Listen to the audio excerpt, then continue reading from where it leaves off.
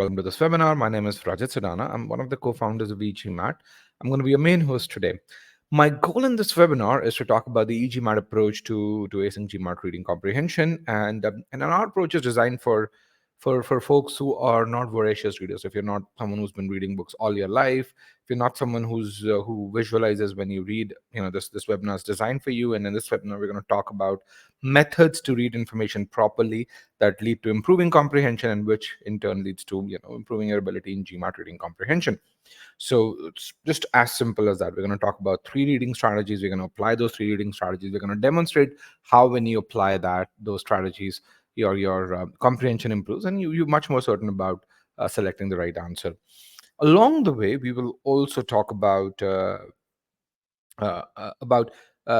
essentially certain aspects of GMAT RC, which some of you may be unfamiliar with, such as how do you approach a main point question, what is a valid inference versus what's not. Some people don't know that, so we'll discuss that as well, and then we'll talk about the meanings of certain keywords as well. But before that, we have about 90 students here in the webinar, and it's a good idea to kind of understand what this group thinks. What is it that this group's aiming for? So I want to just understand, first of all, what is your target GMAT score? And you see this other question, which is, what's your current GMAT score? Or when do you plan to take the GMAT? And if you've not responded to that one, please do so.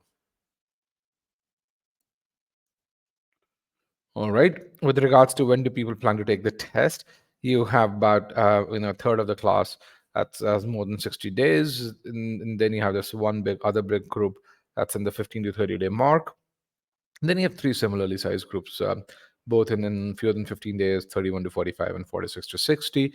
Now, even if you have 5 days before the webinar, if you apply those strategies to how you approach GMAT RC, if you spend about 10-12 hours applying these strategies, you'll see a significant difference in your RC ability. So that's something that you will observe as you go through this. Okay. With regards to the target scores, 730 to 750, that's about half of you. And then we have about 20% on either side. So 24% in that 760 or higher, and another 20% or so in the 710, 720. About 11% of the class in that 660 to 700, and then 1% is there in that 600 to 650. So overall, we're aiming for high scores on the GMAT. About 90% of you are aiming for those scores. Let's kind of talk about which version of the GMAT are you looking to take.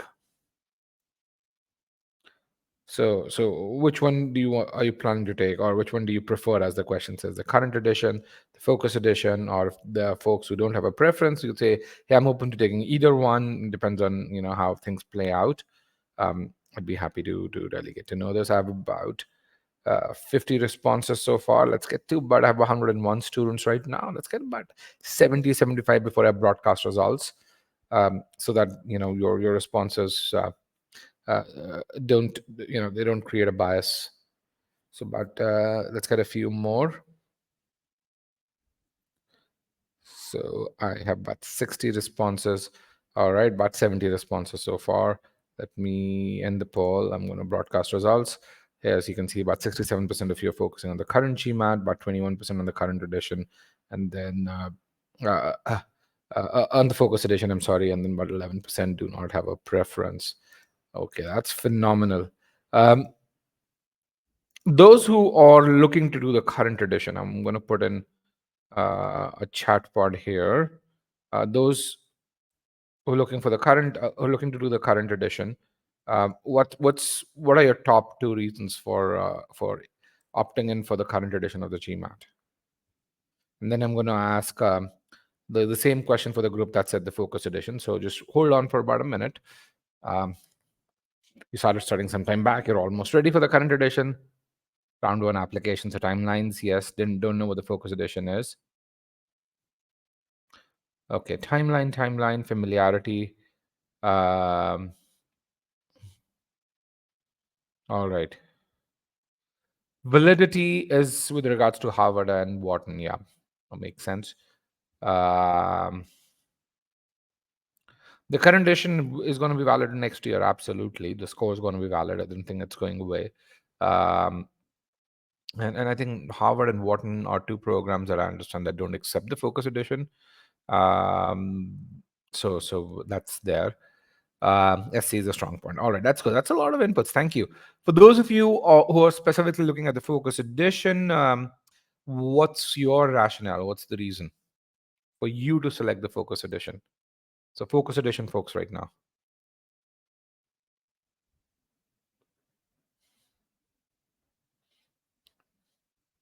It's shorter, better at solving IR, started studying just now, so makes sense. Not sure till when the current edition will stay. We know till the end of the year. That part we know at least because the GMAC is allowing you to book dates till the end of the year. So that's there. Fewer things to study. That's good. Started preparing just now, so you can prepare for the Focus Edition. All right, that's good. Okay, that sounds good. Before I go move right into the crux of this webinar, the Focus Edition is, two colleges that I know are not accepting the Focus Edition. One's Harvard, the other one's Wharton. The Focus Edition starts, as far as I'm aware, 28th of October, somewhere around that.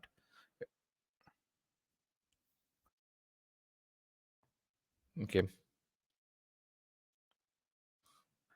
All right. So in addition to this, to the GMAT webinars, we also have a few other webinars. So we have uh, another properties webinar in which we talk about the remainder equation. That's tomorrow. We start from the very basics in this webinar and go to solving three very difficult data sufficiency questions on the remainder equation. So you just build on it and go from the core foundation to solving challenging questions. And then we do something very similar in the SC webinar where we talk about the famous meaning-based approach that e-GMAT pioneered. So this one's tomorrow. The first one, the NP webinar, you can see the date over here. And this one is exactly a week from now. And my co-founder, Payal Tandon, will be hosting that webinar. She is the inventor of the meaning-based approach overall. Um, uh, all right, so with that, let's go right into the core of the webinar. We are going to start with GMAT reading comprehension. How do we ace GMAT RC? Let me just get to the right part of the webinar. And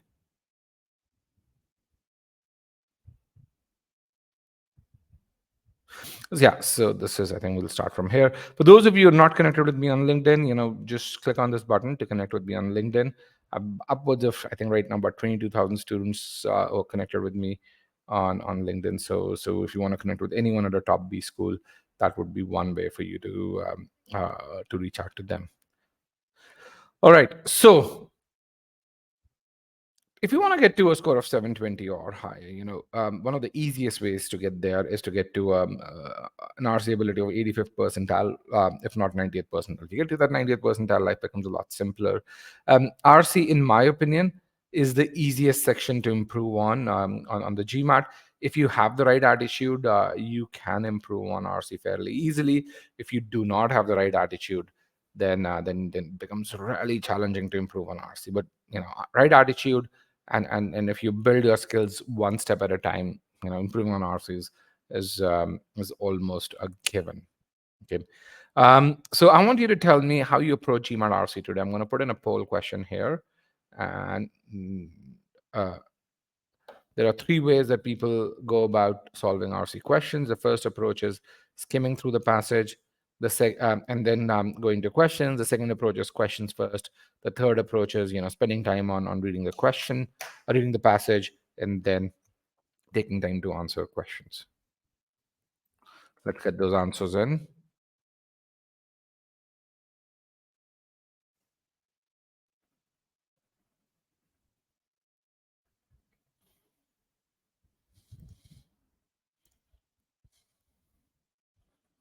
All right. I have about 80 odd responses. Let me end the poll and broadcast results.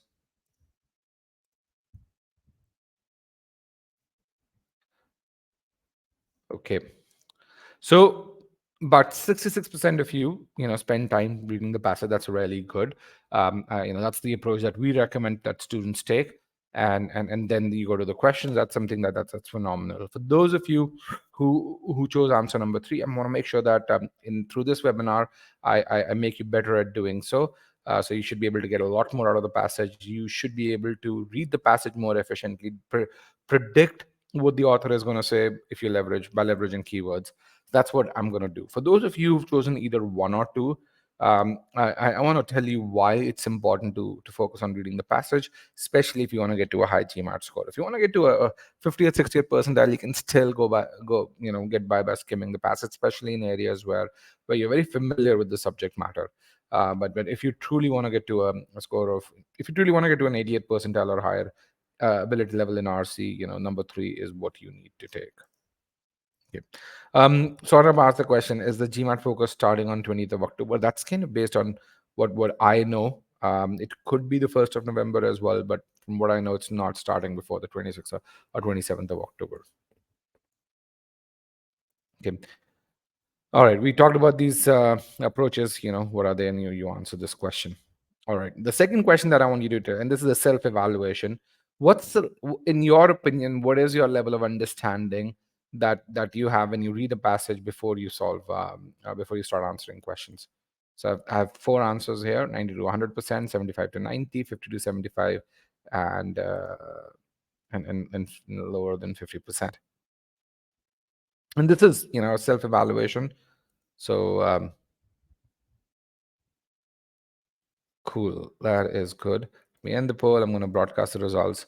So, about half the class in that 50 to 75%. There's a good number of you in that 75 to 90, and then there's some of you in that fewer than less than 50%, and then a couple of you in that 90 to 100%. That's really good. So my goal again here will be to make sure that we push these numbers up, and also to tell you what does it mean when it comes to getting to that 90 to 100% level of understanding of passage, and you'll have that level of understanding from a manager's point of view. So one thing that we'll focus on is reading the passage from a manager's point of view rather than reading a passage from an engineer's point of view. And then we're going to really talk about what the difference is, what's a manager's point of view versus an engineer's point of view, because a lot of us, when we read the passage, we read it from an engineer's point of view, try to understand the technicalities rather than trying to understand the decision points. And when we try and understand the technicalities, we bring in our own domain knowledge in there and infer more than what we should infer. And as a result, we get questions wrong. And you'll see some of that playing through in the examples that we'll take. Okay. Um, so again, for me, what is it that I want to achieve? I want to tell you how to extract twice as much as you do from the passage, and I'm going to demonstrate these through a couple of small passages and then through the larger passage. Now, the interesting thing is what I demonstrate. So, for those of you who are at that 70 to 90%, when you learn that through the two smaller passages, you will see as you apply it to the larger official passage that your level of understanding already will have reached to that level, because you will be in that zone right now, and you'll be able to apply a few things that you kind of miss. If you're truly in that 70 to 90%, you'll get to that 90+%. For those of you who are in that 50 to 70%, you will improve, but you'll still find that there's still gap that needs to be filled. So as you solve questions against a larger passage, which is going to be the third passage for the day, you will still make mistakes. And I'm saying that because of the statistical data that we have. And yeah, so that's something that we'll do. Okay. The second thing is, I want to tell you how do you get to answers efficiently once you have extracted information out of the passage. So through the smaller passages, we'll use a main point and an inference question, and then of course the larger passage will have all kinds of questions overall. All right. So so that's something that we'll do. So one of the other things that we'll talk about is teaching you the skill to visualize information, and that's something that we're going to talk about in the next piece. Now, as I said, when it comes to acing GMAT RC, one of the most important things that's there is having the right attitude. So when you think about GMAT RC, I want you to worry about focus. Where's my pen? Yes. I want you to worry about focus. I want you to worry about the attitude. And I want you to worry about visualizing information that you read.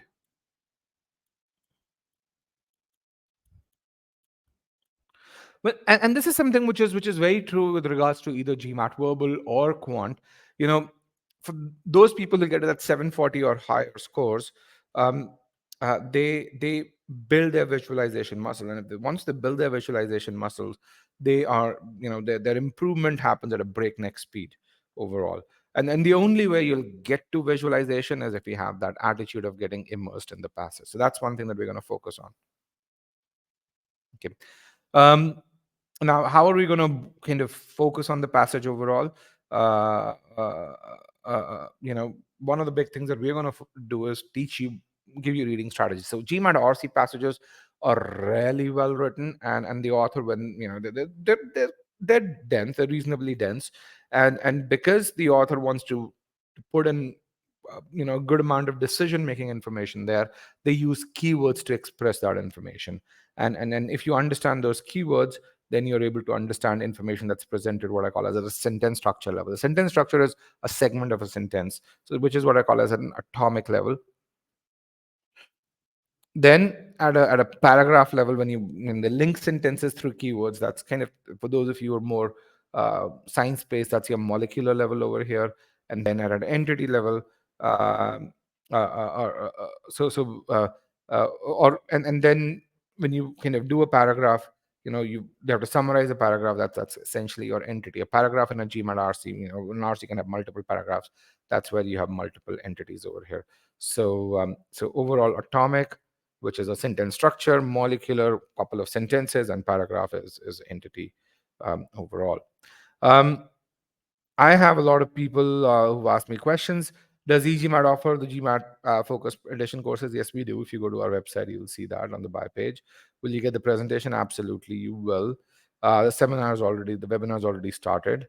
Um, should you go with the focus edition? I'd like to know the specifics overall. And I just shared my LinkedIn profile with everyone. I think a lot of you have connected with me as well, but I'll share it once more. So otherwise, if you search me on LinkedIn, you should be able to do that.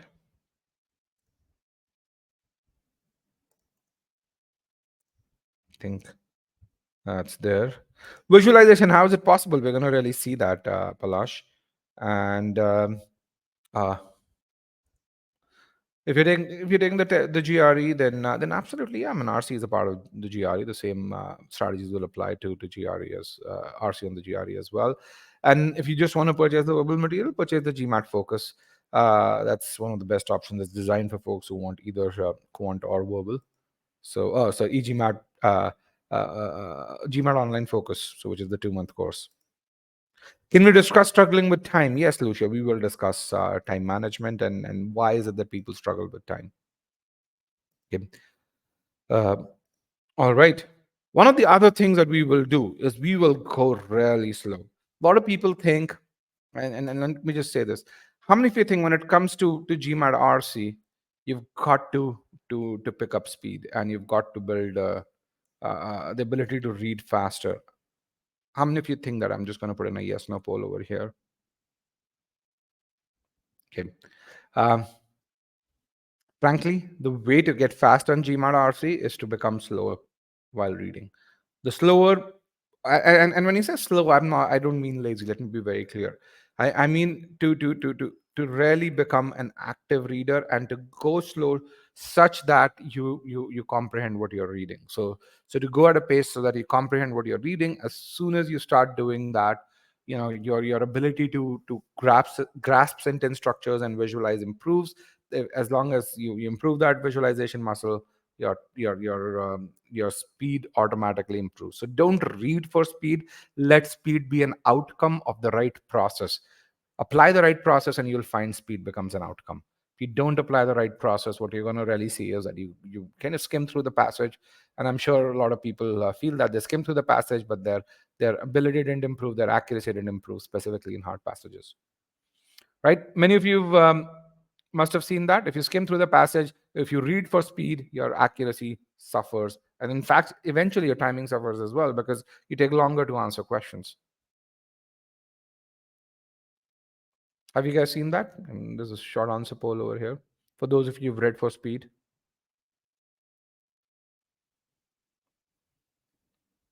Okay. So we are not going to read for speed. We're going to read for comprehension. We're going to build a comprehension muscle. And as we do that, our speed will automatically improve. We're going to let speed be an outcome of our improved comprehension.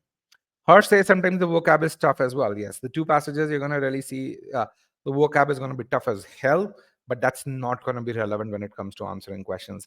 GMAT RCs are really well designed. They do not test vocab. In fact, that's one area where GRE RC and GMAT RC they differ greatly. GMAT RC is beautifully designed, and it's designed where even when you see some challenging words, they give enough context that you'll be able to figure out what that word is trying to do in that passage.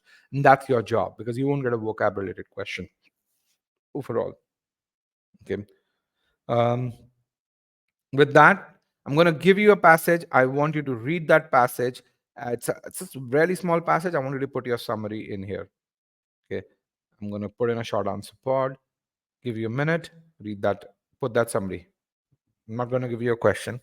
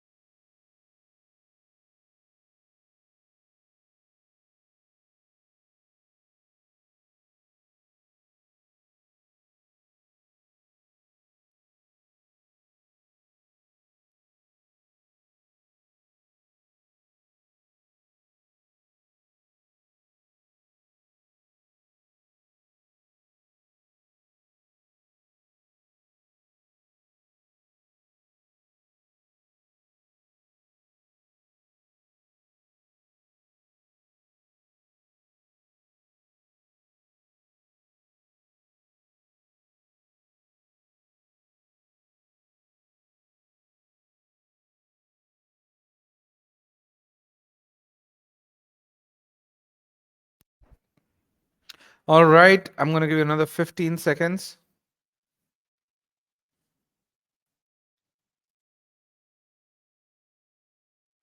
What you want to put in over here is, what is the author doing here? What's the summary?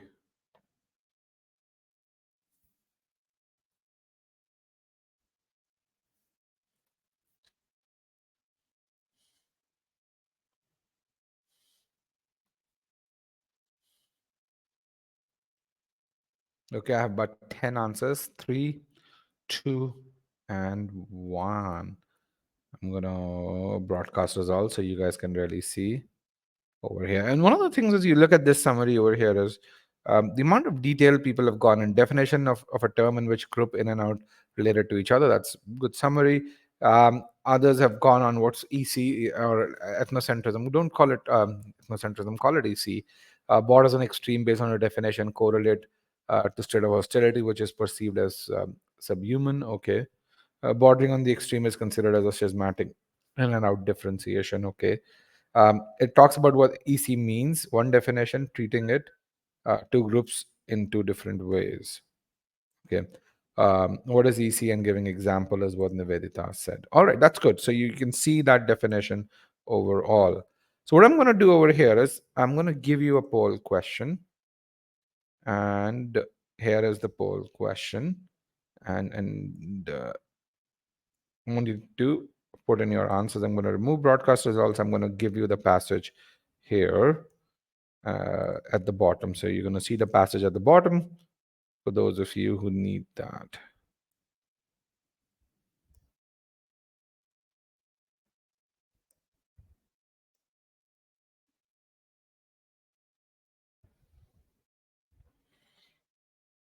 I'm looking for 100 answers. I have about 150 students here in the webinar.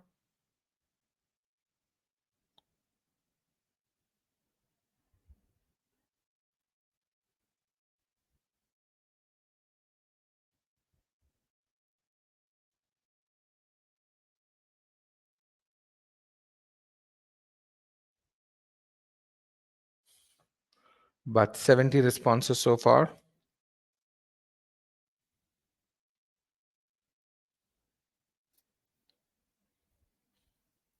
84, 85 responses.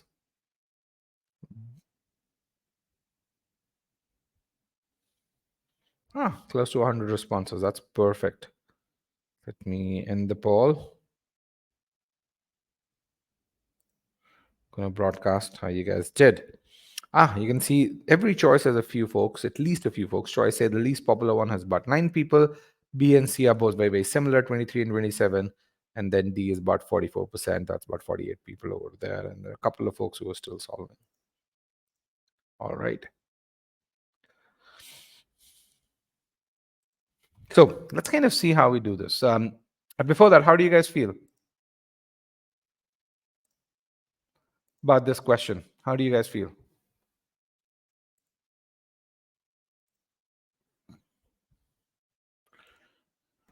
A lot of jibber jabber, hard, yes. Complex wording, absolutely great. Overwhelmed, not bad. Good, good, good, good. So let's see what's going on in this. Bordering on the extreme. Okay, so we're gonna go one by one, and one of the things that as I do this, what I want you to focus on is essentially where I'm pausing. Okay, so bordering on the extreme, one definition, and let's pause there. I don't know what's there, but what do you infer from this point? If I were to pause at this point, bordering on the extreme, one definition of something.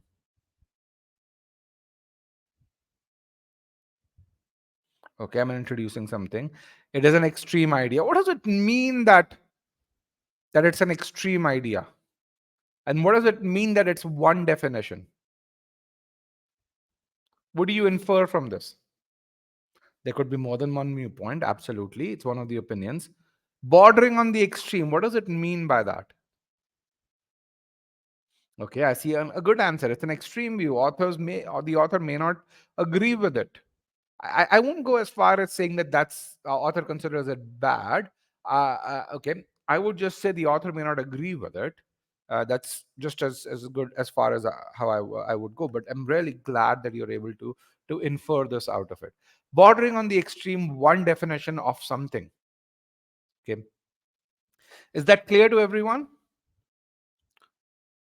Bordering on the extreme one, and this is where when we talked about sentence structures, this is what I meant.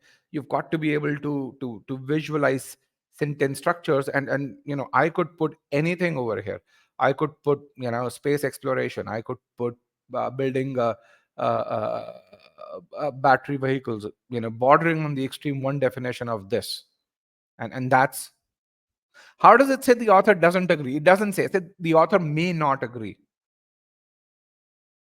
Okay, because the author is saying bordering on the extreme. And if the author doesn't agree, we will see that explicitly mentioned. But there's a high likelihood that the author may not agree with this if I were to give a proper passage around this. Okay, because the author starts with bordering on the extreme. And if the author were to agree with this, then the author wouldn't use the word bordering on the extreme that way. He'll use it slightly differently, and we'll talk about this. Okay. Okay. Is that clear? So from this point, we can't really say the author that the author doesn't agree. But where is my palette?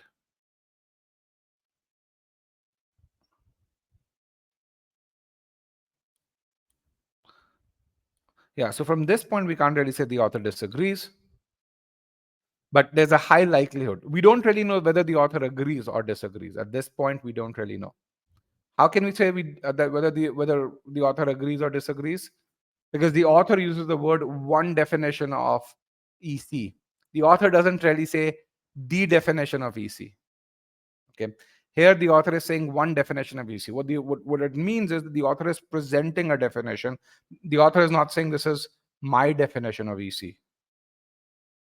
And yes, the author could be an extremist. Yes, there's no LOL here. There are authors who are extremists, and that could very well be. And the author acknowledges that. I'm far right.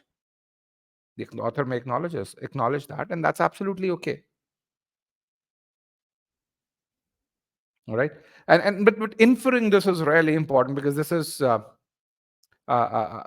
really important. So bordering on the extreme, one definition of EC considers it a schismatic in-group out-group differentiation.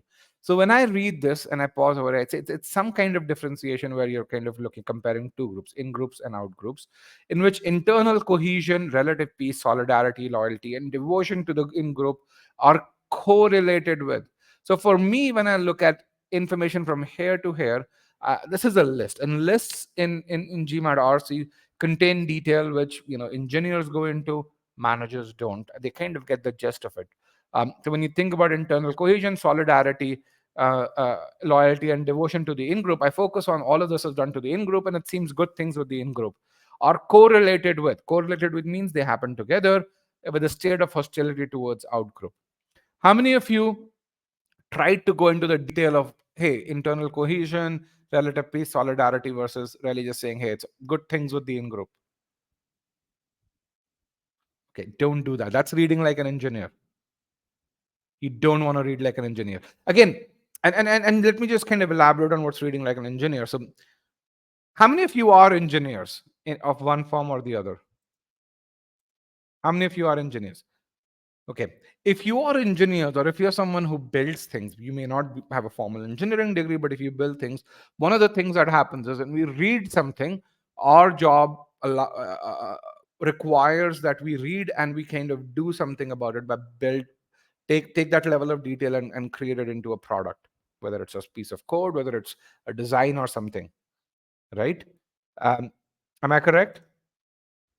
That's what we do as an engineer. We kind of take something, go to the depth, even if two or three things are written, we focus on the detail and we want to kind of add our own knowledge to it, and we build something out of it. That's what engineers are supposed to do. Okay.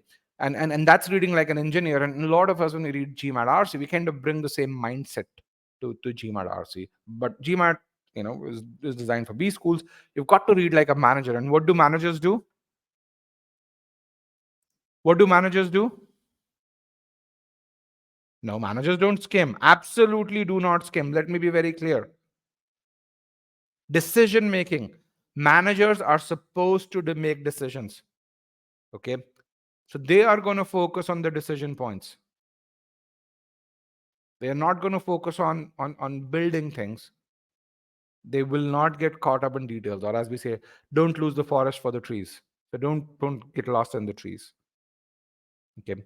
And again, I'm not saying that getting lost in details is a bad thing. Let me just be very clear. As engineers, we're required to do that. Those details are important. But again, in terms of why you're reading this and what's this passage built around, you're not supposed to have any prior knowledge. So don't go into the details. So I mean, unless and until the passage explains separately what's relative peace, what's solidarity, what's devotion to the in group, you're not going to be asked a question around this, because frankly, you're not supposed to know. Okay.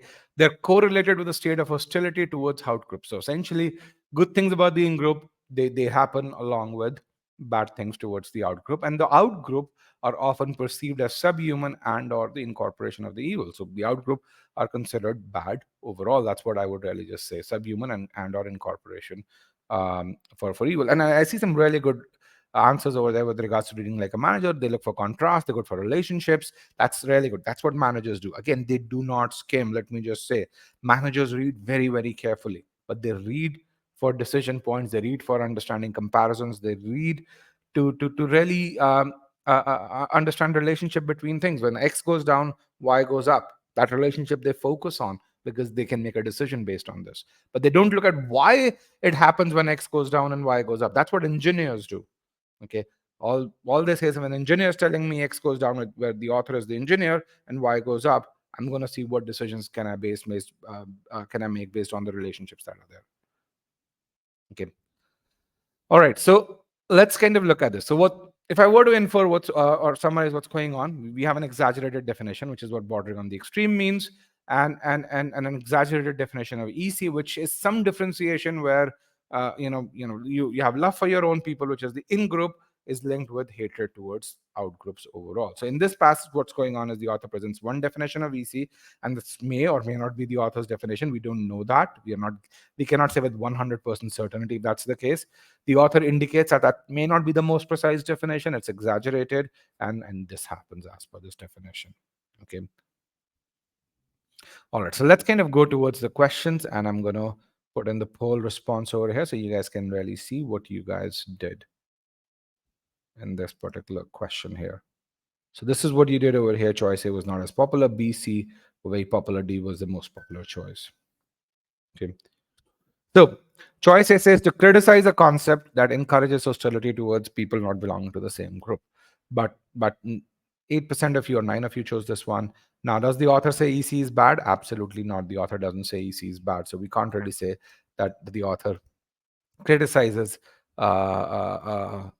EC, nor can we say that EC encourages hostility towards the outgroup. Okay, both these reasons make this this answer wrong.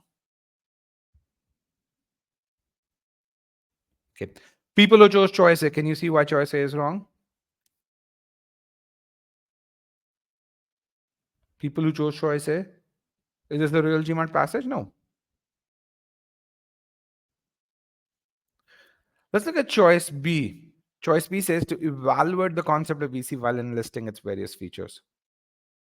We will give you a PDF for download. We'll give you the recording as well, so don't worry about this. But if there are takeaways, I recommend you write the takeaways. Don't write the specifics of it. Write the takeaways so that you have that. I'm a big proponent of making your own notes, because when you make your own notes, you also make your neural connections, and that, frankly, is what we are here for. But yes, you will get the PDF of this. Let me be very clear. Okay. So choice B, about 22% of people chose choice B. Choice B says to evaluate. To evaluate something is to really show the pros and cons of it. We don't really talk about the pros and cons of it while enlisting its various features. Now, the author presents the definition of EC, doesn't list various features of EC. And there's a difference between a definition and various features. A definition of a smartphone is something that allows you to be productive while you're on the go. That's a definition of a smartphone. Features of a smartphone are it has a large screen, it has a camera, it has a fast processor. So definition and features are two different things. We don't really do that overall in this. So because of this, okay. So evaluation does not mean take sides. Evaluation is pros and cons, so positives and negatives of this. So if you have an approach, if the author says, hey, here are the benefits of taking that approach, here are the downsides of taking that approach, and then the author chooses one way or the other. The author could take a side towards the end, but if the author presents pros and cons, then the author evaluates it. When you choose a business school, and you have to choose between 2 or 3 business schools, and if you really get to that point, you'd kind of list down the positives. Let's say you were to evaluate Booth versus Kellogg, both of them in the same geographic area. You would say, hey, Booth's got more Nobel laureates than anyone else. Booth's got more people going into PE, but Kellogg's got a really beautiful campus. When it comes to marketing, Kellogg's slightly better known than Booth. Kellogg's got a much more open approach. The culture over there seems much more like the culture that I want to study. And so that's the benefits of Kellogg versus Booth. And then in the end, you may choose Booth, you may choose Kellogg, but either way, you're still doing an evaluation. Okay, so you could take a side after doing an evaluation. It'd still be an evaluation. It won't still be why Booth is better than Kellogg, or vice versa.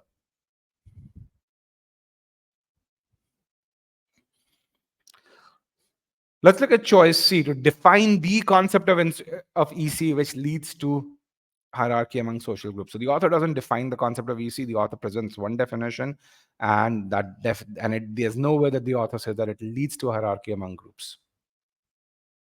Okay. So people who chose choice C, is that clear? Where you made a mistake? Why you made a mistake?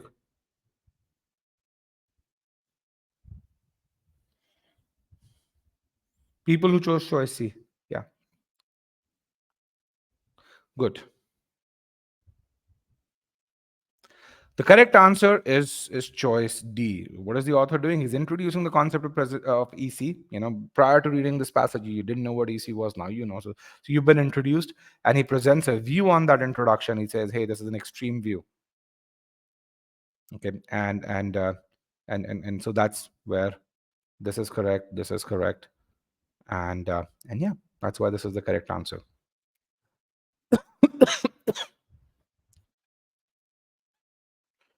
All right. So great question. Do you approach crossing out wrong answer? Do you like that approach? Absolutely. I love it. I do well in any activity where my physical form and my mental form are connected. So I absolutely love it, and I think when I am not really writing down A, B, C, D, E and crossing them out, I'm being lazy. When I'm physically being lazy, I'm also mentally being lazy, which means that I'm likely not going to read the passage with as much focus as I otherwise would, which means I probably shouldn't be studying at that time, or I probably should be, doing 10 push-ups and coming back so that my physical and my mental being are connected to each other. Okay. Yes, C doesn't say our group is subhuman. So C says to define the concept of EC. Let me just go back.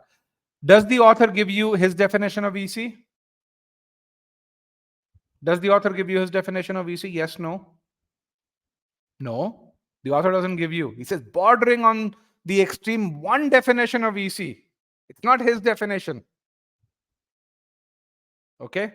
So if the author is not giving you his definition, okay, uh, uh, um, and so that's where you would have just said. Now, does EC lead to hierarchy among social groups? Absolutely not. There's nothing which says there's no cause and effect there in that case. All right. Um, so for choice, you thought presenting a view didn't mean presenting his view. Is presenting a view encompassing presenting his view? Is that a bigger set of that? A view encompasses his view, right? One view means it could be his view, it could be someone else's view. So it encompasses that. And this is where a lot of what you will really see when it comes to logical aspect of verbal goes into some form of set theory in math, for those of you more mathematically oriented. So you'll see that a lot happen in CR as well. Okay. So why do you make mistakes in this case? Why did you make a mistake over here? We got half the people, 44% of people got it right. The other 56% did not. Why did you make a mistake? Didn't pay attention to the first couple of words of the passage. Okay. Tough vocab. There was no vocab that was used. Yes, there were some tough words, but you can't let those tough words intimidate you. Did not understand.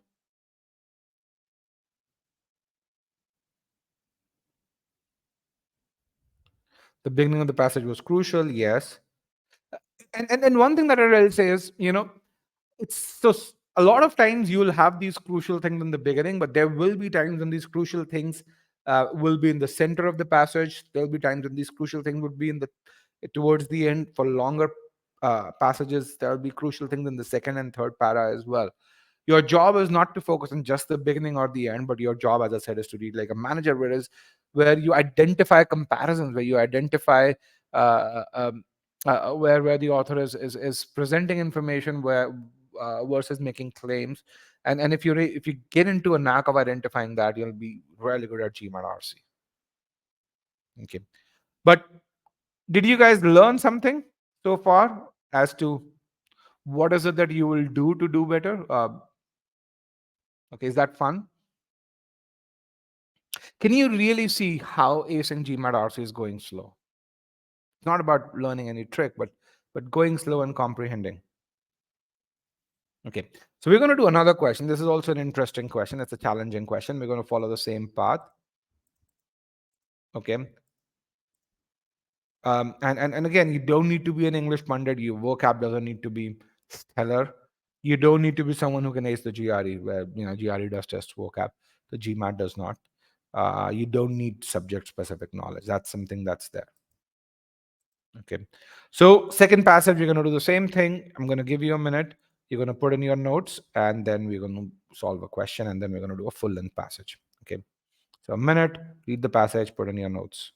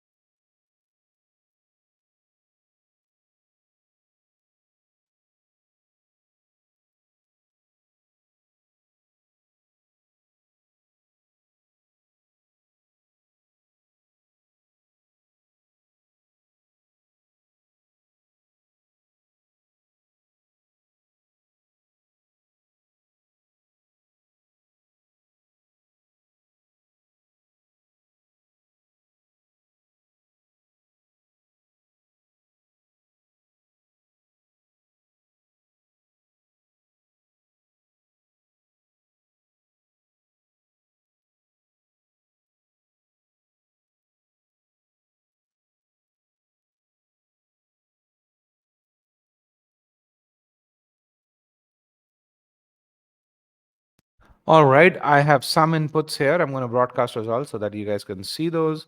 Relationship between EC and XP, conditions, connection between EC and XP. Uh, okay, a characteristic connection. Okay, good, good, good. These are good, good inputs. So let me put the passage below so that you have this for your reference. So here's the passage that's right below. And I'm going to put in the poll question. I'm going to move this out.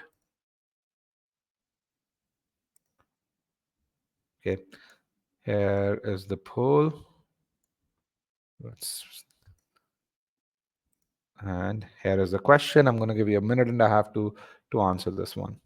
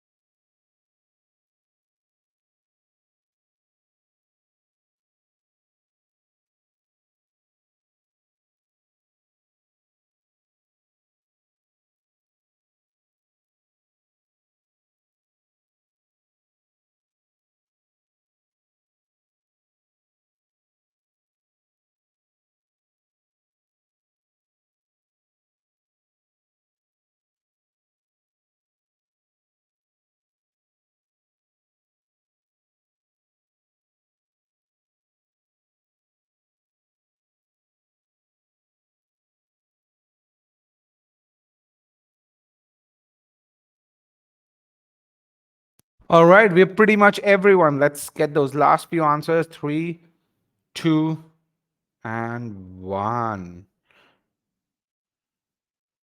We end the poll. I'm going to broadcast the results so we can see how people approach this. Um, Most popular answer is choice B. Choice A is really popular. Choice D is popular. The only answer that's not popular is choice C, which is good because choice C is just kind of opposite to what the passage stands for to begin with.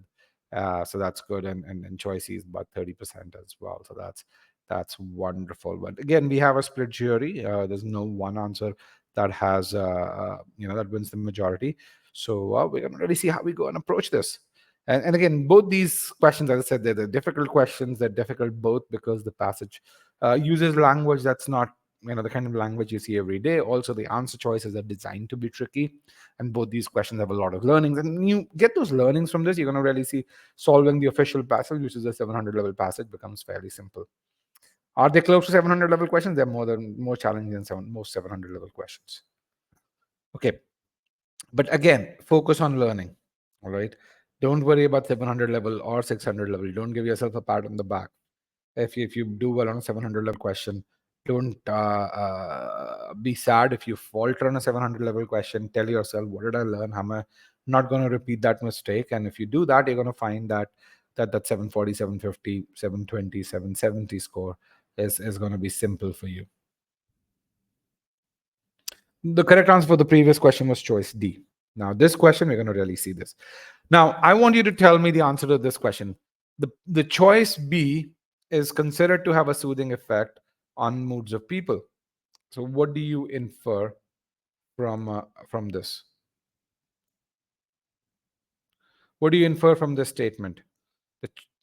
the color blue is considered to have a soothing effect on moods of people?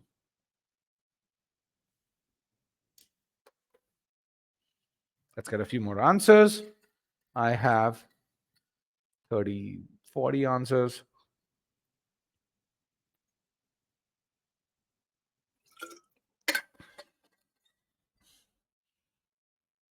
About 70 answers, 80 answers. That's cool.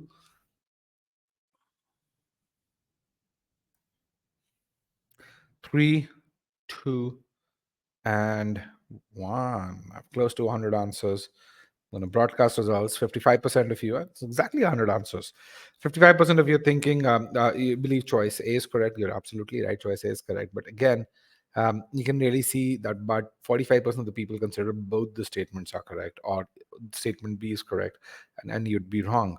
Um, the choice blue is, when the author says the choice blue is considered to have a soothing effect on moods of people, what the reason why he's saying considered to have means that he doesn't believe that's the case. He's not confirmed that's the case. He's not saying that that is not the case. All he's saying is, I don't have enough information to 100% back that statement. Okay. So I am just communicating this information that the choice, the color blue is considered to have a soothing effect on moods of people. So you make a decision based on that. So when you look at this is what you can infer. You absolutely cannot infer number two. Okay. Is that clear to you?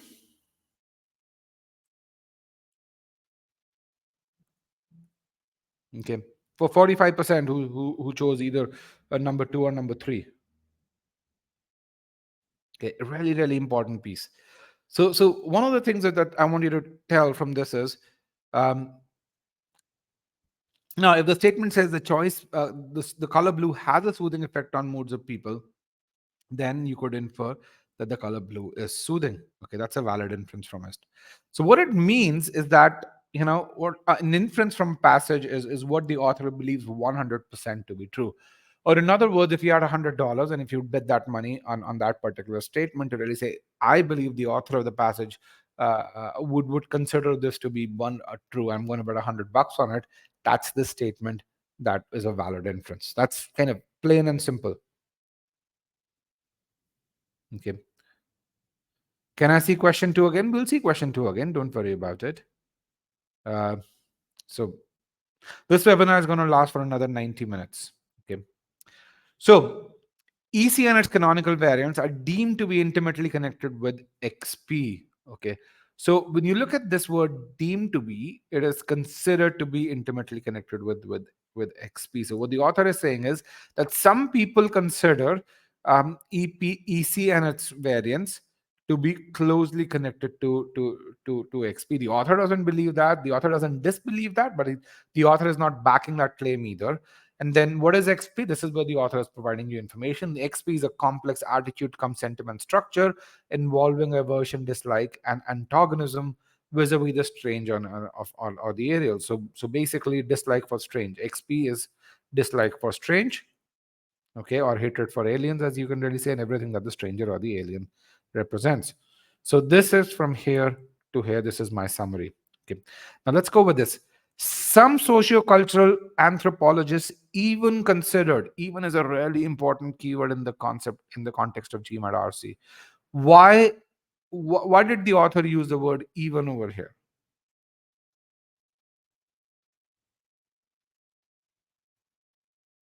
What's the use of even? Okay, explain extreme. Emphasis on what? Yes, the person who says, they went as far as to say, no, that the person who said they went as far as to say, you're absolutely right. I really love what you said. It's not a different opinion, it's an emphasis piece. The person who said emphasis is also right. Remember, so I'm going to kind of clear those answers. You see, they're deemed to be intimately connected. Do you remember? Can you see this one? And when you say even considered, this is two. What he's saying is some people consider the connection that's listed in number one to be so close, that they consider XP and EC to be opposite sides of the same coin. Okay, so they say, hey, it's not just intimately connected, but that they're practically the same thing. That's what's opposite side of the same coin mean. But a few voices have cautioned that this need not be the case. So but as a contrast word, another keyword, it says but a few voices have said, hey, that closeness need not be, it's probably not the case. Do you understand what even means?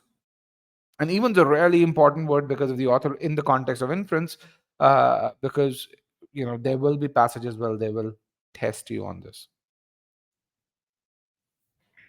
Let's take a simple example with regards to even here, and I'll have to make one up. Oh, I have one. I made one. Michael Jordan was the most dominant player of his time. Some analysts even consider him to be the most dominant player of all time. Okay. Can you see how even emphasizes on the dominance? It further increases how dominant he was.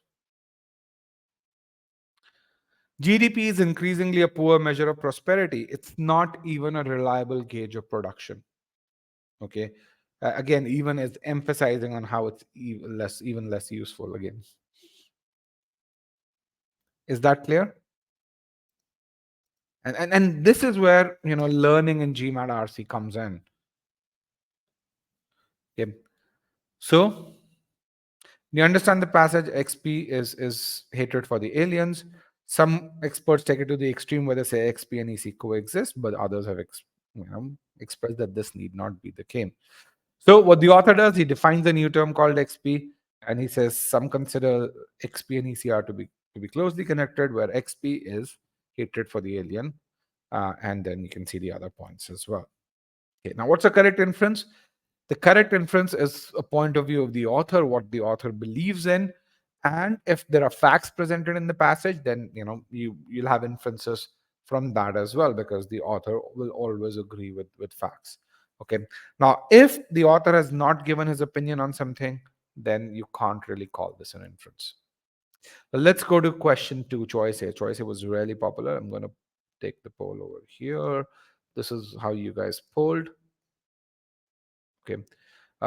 This is how you guys poll choice A and B. You can really see, and D and E as well. Slides visible to everyone? Everyone can see question 2, right? Perfect. So if to a particular person slides are not visible, just join again. Okay. All right. XP and EC are different facets of the same concept. This is not the author's view. This is the view of some experts. We don't know if the author is going to agree with it, so we're not going to bet $100 on it. So this is incorrect. Inferences are built on author's point of view, not the general flow of the passage. Okay. If nothing is given to you, inferences are built on author's point of view.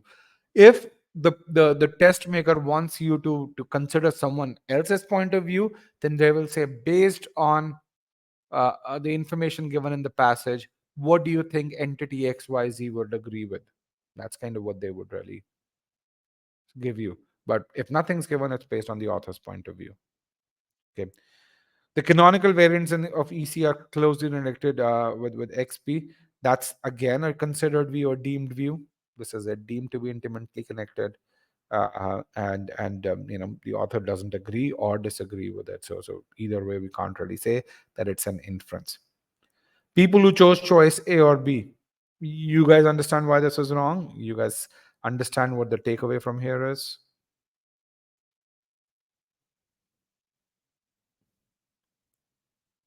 Good. Choice C says XP and EC are not connected with each other. Again, we can't really say that. In some cases, XP could cause EC. No, there's no cause and effect relationship. Um, Choice B is not inference. It was given. Let me just be very clear. You may have heard that something that's stated in the passage will not be, if that's stated in the answer choice, you should reject it. First of all, that's not going to happen. But if it's there, and if it's stated as an author's point of view or as a fact, please mark that answer. The core definition of an inference is what is 100% true as per the information given either in the argument, if you're talking about a CR piece, or in the passage. Okay. If it's 100% true based on that, it's a valid inference. It doesn't have to be any higher order thing. Let me be very clear. Okay. The person who says choice P is not inference, it was given. First of all, it wasn't given, which is why it's wrong. Okay. And if it were given, then it will still be the correct inference, because it'll be, you'll bet your $100 on it. Okay. Which comes to the correct definition. XP entails dislike towards a string. That's the inference. Well, where do we get this? There's a complex attitude come sentiment structure involving aversion, dislike, and blah, blah, blah, blah, blah. Over here, this is the only thing that the author provides information on. This is not someone else's view. This is the author's view, and this is where you can draw the inference. Okay, is that clear? This is how you guys polled. 28% of you chose choice E, which is the correct answer. Yes, B is incorrect because it's written as deemed. What's the meaning of sentence after comma? It's the only piece of information that the author provides. Let me actually share.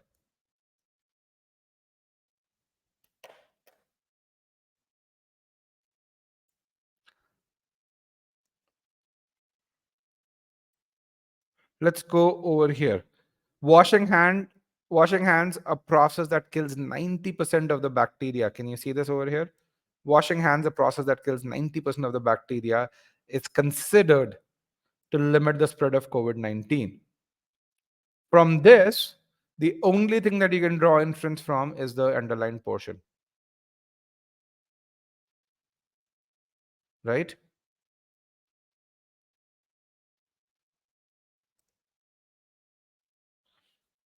Can you see that?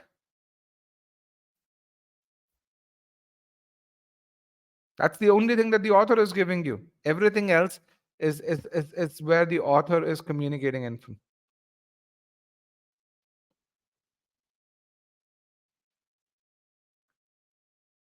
The definition of XP seems like a lot of details engineering brain. Is it engineering brain? Is there any question over here about engineering?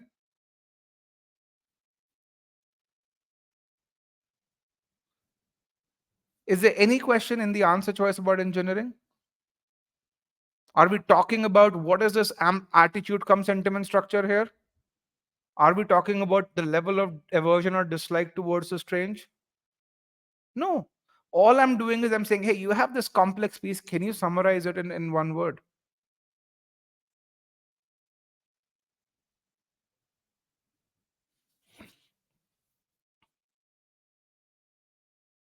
No. Okay, let's kind of look at this. First of all, guys, answer question in the Q&A pod, because I am going to erase the short answer pod. If you put your question in the Q&A pod, I get to them one by one. Right now, because I have to erase the short answer pod, your questions will get deleted. So copy your question, put it in the Q&A pod. That way it stays in the queue. Okay, so copy them, paste them in the Q&A pod. That's there. Once we are saying, for instance, the authors 100% believe agreement, we are focusing. So does it matter what the author assumed to be 100% correct? Yes. If the author is saying that's 100% correct, it is correct. If the author in GMAT RC passage says the sun goes around the earth, you are not going to question the author. Okay. Why are you not going to question the author? Because when you go in the real business world, there are people who are subject matter experts who give you information, and your job is not to test whether the factually that information is correct or not, but your job is to really make decisions based on that information. Okay. In the context, in the US, people do not make up facts. In Europe, people don't make up facts. Why? Because if you make up facts, you get fired for that. You actually may interpret facts in a stupid way and you won't get fired for it. You may not get promoted, but you won't get fired. But if you make up facts, so you get fired for that. So when you, as a manager, when you're reading pieces of information and that's factual, then you don't question that. You actually make decisions based on it. Okay. Paras, does that help? Had the author not given the opposing view, a few voices have cautioned, would we have said that the author infers the relation between the two? No, absolutely not, because in no place does the author really say that he agrees with this, that ECN and its canonical variants are truly intimately connected. The author has nowhere agreed with that. He says it's a deemed view. If the author agreed with that, then he won't really say are deemed to be. Okay. Think about it this way.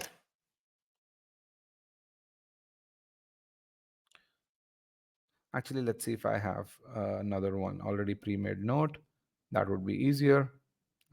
Let's do this. If you tell your friend,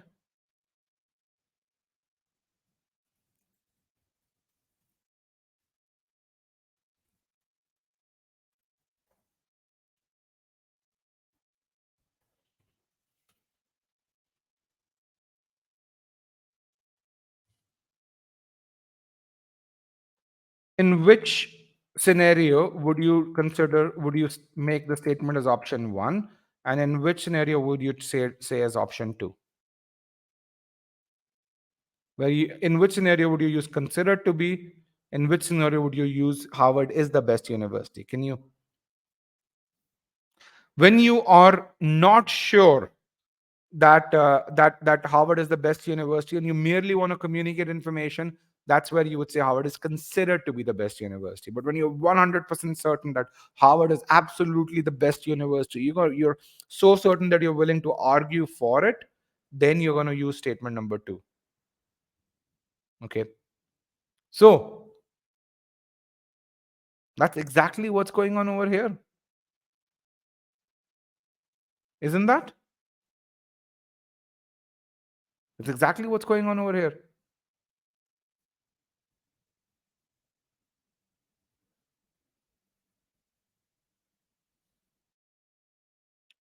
And this is what acing GMAT RC is about. It's not about reading long novels or doing uh, uh, uh, doing uh, uh, improving your vocabulary. It's about understanding these subtleties.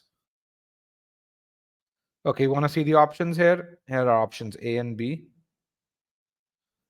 It's not frustrating. It's beautiful. It's frustrating if your attitude towards learning is, I want to learn a bunch of facts and I want to vomit them in the exam. No, it's not.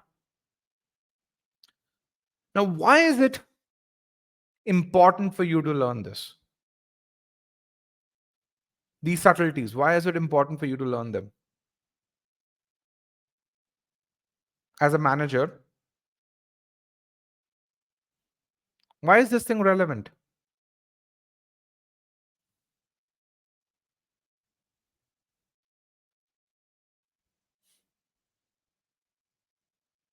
No, as a manager, why is learning this relevant? The reason is because as a manager, you do a lot of communication, right? You you need to really deduce stuff from information. B, you need to communicate things properly. And when you communicate them, a lot of times you do it in recordings. A lot of times you do it in writing because you're not there all the time in front of every individual. And that's where precision of language becomes really important. Okay.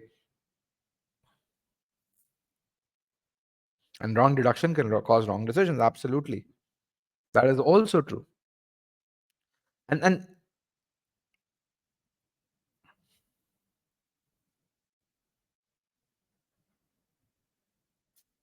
so why did you make a mistake?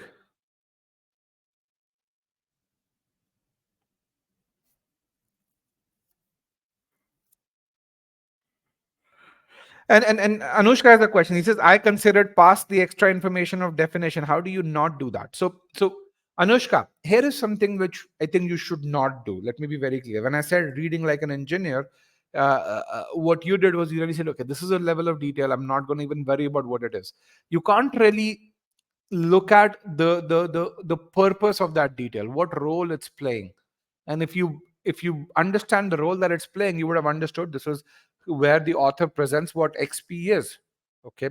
You're not worried about the detail of what XP is, but from a structural standpoint, you should know this is where the author is presenting the definition of XP, and that is his definition of XP.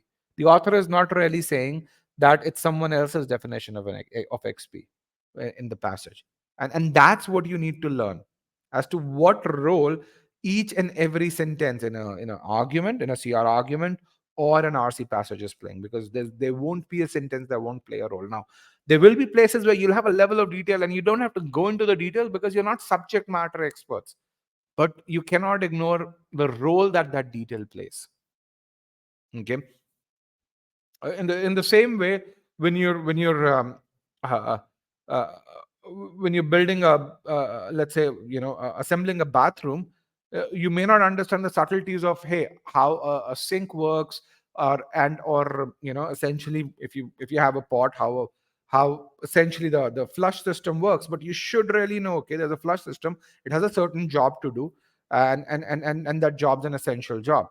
Beyond that, you don't need to worry about how the water goes, and how the waste gets disposed, and how it doesn't come back, and all of that stuff. Okay, so that's really important. Absorb like a manager, as someone said. I wouldn't say read like an engineer, but absorb like a manager. Understand the job that something's doing. Abhinav says, unless the author says something with conviction, I won't even get to saying conviction. If the author is saying, I believe in it, the author doesn't say, I need to 100% believe in it. If the author says, this is the definition of XP, or this is correct, then you're not going to doubt the author. If the author says, some people consider this to be correct, then then it's clear that the author is not 100% sure if that's correct. The author is not unsure that that's wrong. Just the author doesn't have an opinion on it. Okay. All right. But you can't get to this unless and until you're 100% immersed in it. And let me just be very clear. What we talked about was, these were challenging questions. These were designed for you to start thinking about how is the author presenting information, communicating information, versus how is he presenting his own view. How many of you are thinking about it, that I'm going to be careful about this now? Right?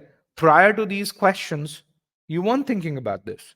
But if in 2 questions I can make you think about that point of view, that's good, right?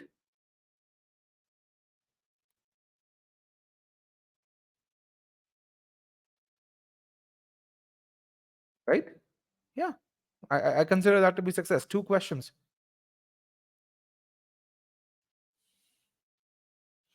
Lucia says, I got both the questions correct and I feel that I understand the passage, but I'm getting less than 700 because any advice? Okay, Lucia, first of all, we've got to figure out why you're getting less than 700. Is RC the culprit or not? And then from that point on, we can really give you the advice. So remember, GMAT RC is about 1/6 of your score. And you may be at 80th percentile, 90th percentile in RC, you may be faltering in other areas. But if you're truly faltering in RC, then we can really diagnose and give you a solution. But if you're not faltering in RC, but in faltering in SCCR or quant, then the solution would be different. So yeah, we've got to do a diagnosis first. Then we'll provide a solution. I don't like to be wrong, and for me to be right, I need data. Now, how should you uh, essentially, so yeah, write to me at roger@e-gmat.com. We can then help you. So how should you go about approaching GMAT RC? Read slowly, break down sentences. That's really, really important. Connect sentences. GMAT RC sentences will be connected. Good RC passages are really well written. Okay, which is why the only other piece journal that we want you to read is either The Economist or Wall Street Journal or New York Times. I do not recommend people reading anything else. Now, if you do read management stuff, then Harvard Business Reviews is a good substitute as well. So, but again, only in specific domains. The second piece, keywords, absolutely important. Keywords tell you how the author is thinking. Keywords tell you the direction in which the passage will orient itself. Really, really important over here. And when you understand the keywords usually are towards the middle or towards the beginning of a sentence, you'd be able to figure out what that sentence is, the job that that sentence is going to do, and then that visualization would be that much more elaborate and that much more quick. um, don't let your brain get overwhelmed. That summarization is really, really important. If you let your brain get overwhelmed, then you're going to find that your ability to comprehend goes down uh, really fast. And I'm sure you guys have experienced this. You read too fast, you let your brain get overwhelmed, and then you continue reading and nothing makes sense to you, right? Have you guys seen that? And then you go back and start once again.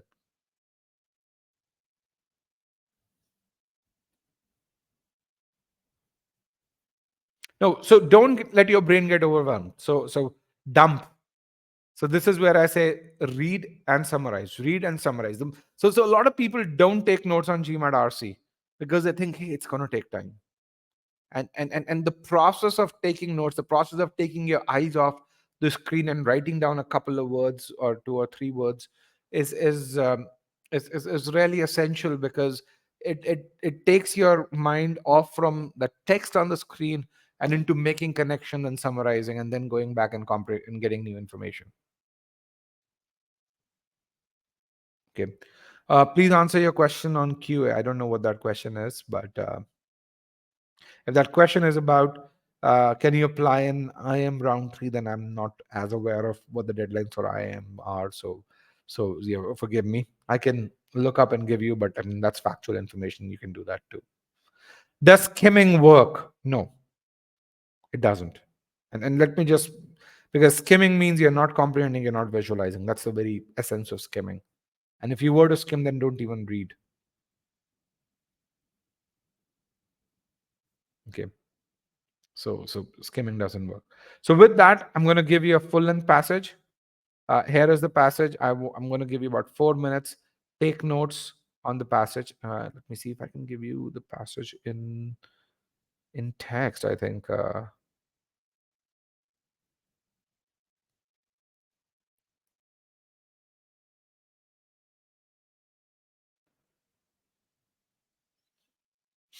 Yeah, here is the passage in text, and you can scroll up and down. Do I recommend writing notes? I still write a couple of words. So I absolutely recommend writing notes, because for me it helps. It prevents my brain from getting overwhelmed. Okay. All right. So 4 minutes from now. Good luck, guys. I'm going to mute myself.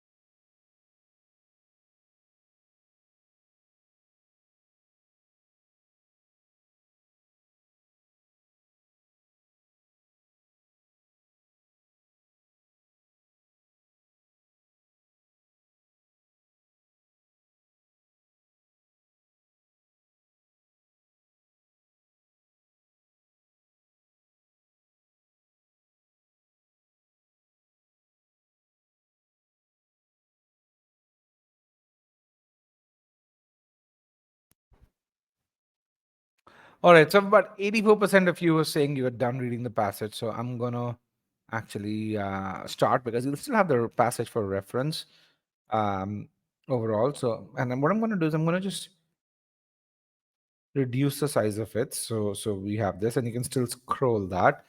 And I'm going to bring in poll questions overall. So the way we do this is you really first click on still solving. I need about 50 people to say still solving before I show the question.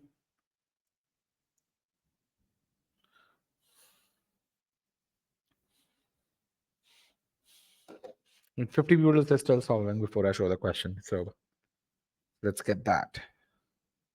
33 only, 35 only, but 111 students. I've routinely had 100 people participate. So all I'm asking is 50 people to say still solving.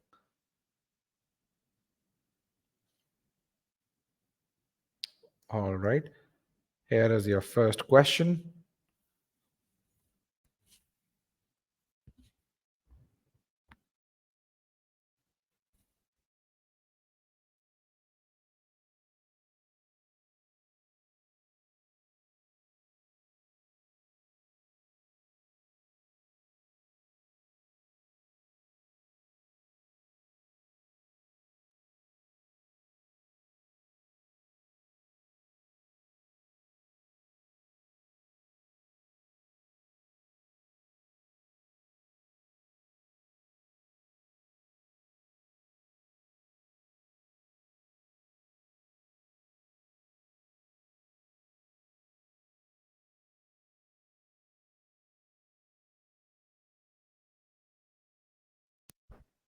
About half the class is done.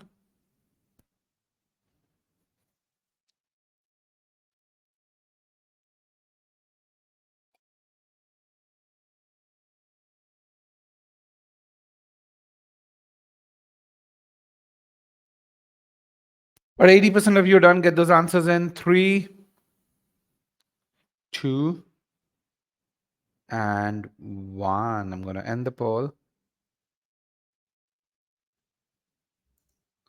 I'm going to broadcast the results so you can see how you guys polled here. Choice D was the most popular answer. Choices C and E are quite popular as well, as is choice A. With that, let's go to question number 2. You guys know the drill. I want 50 people to say still solving before I show the poll question.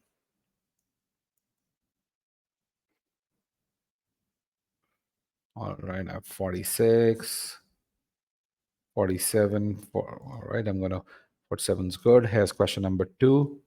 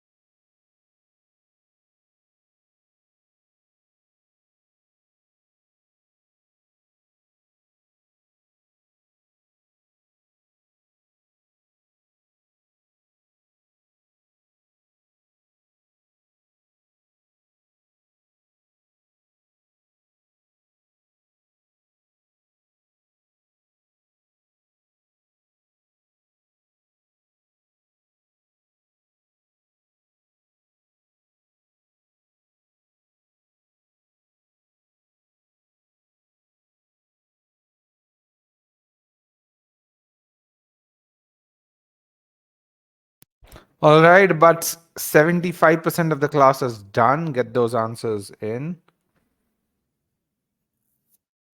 4, 3, 2, and 1. Want to end the poll. Let me broadcast the result. Choice A was very popular. Choice D was popular, as was choice C and choice E. Let's do this. Let's get question number 3 there. There's question number 3. Let's get to still solving.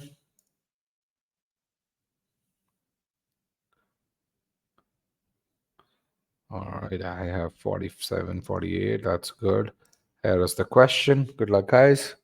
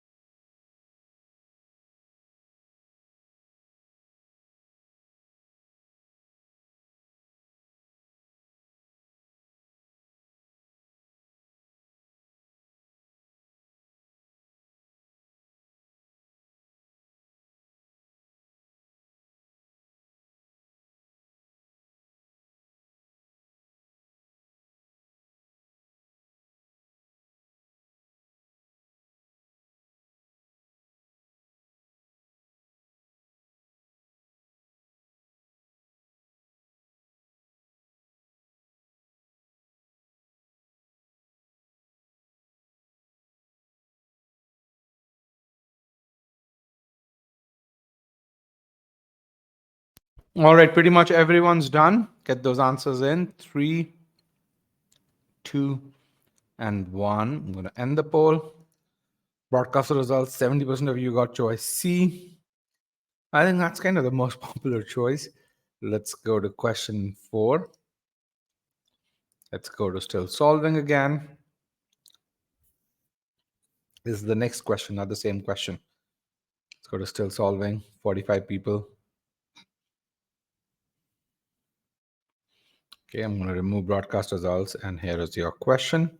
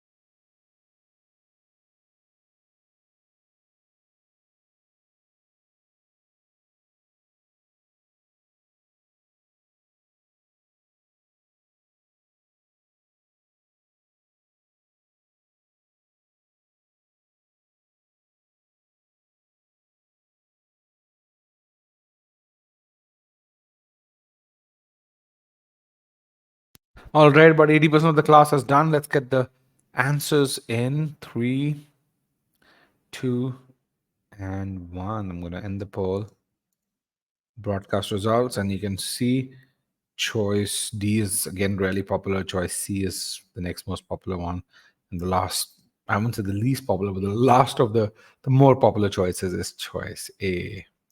Let's get the last question for this passage. Here is the last question. Let's get to still solving.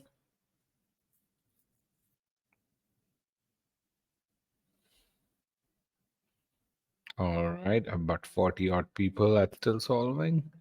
Cool. And here is the question.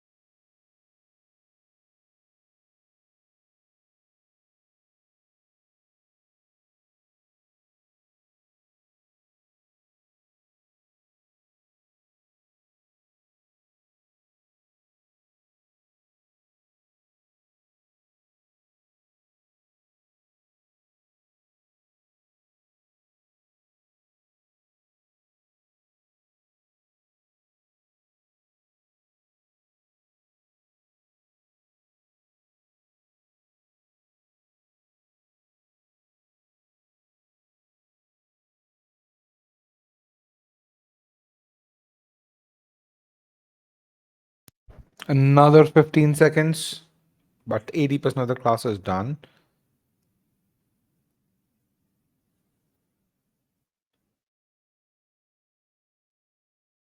3, 2, and 1. I'm going to end the poll. I'm going to broadcast the results. So that is cool.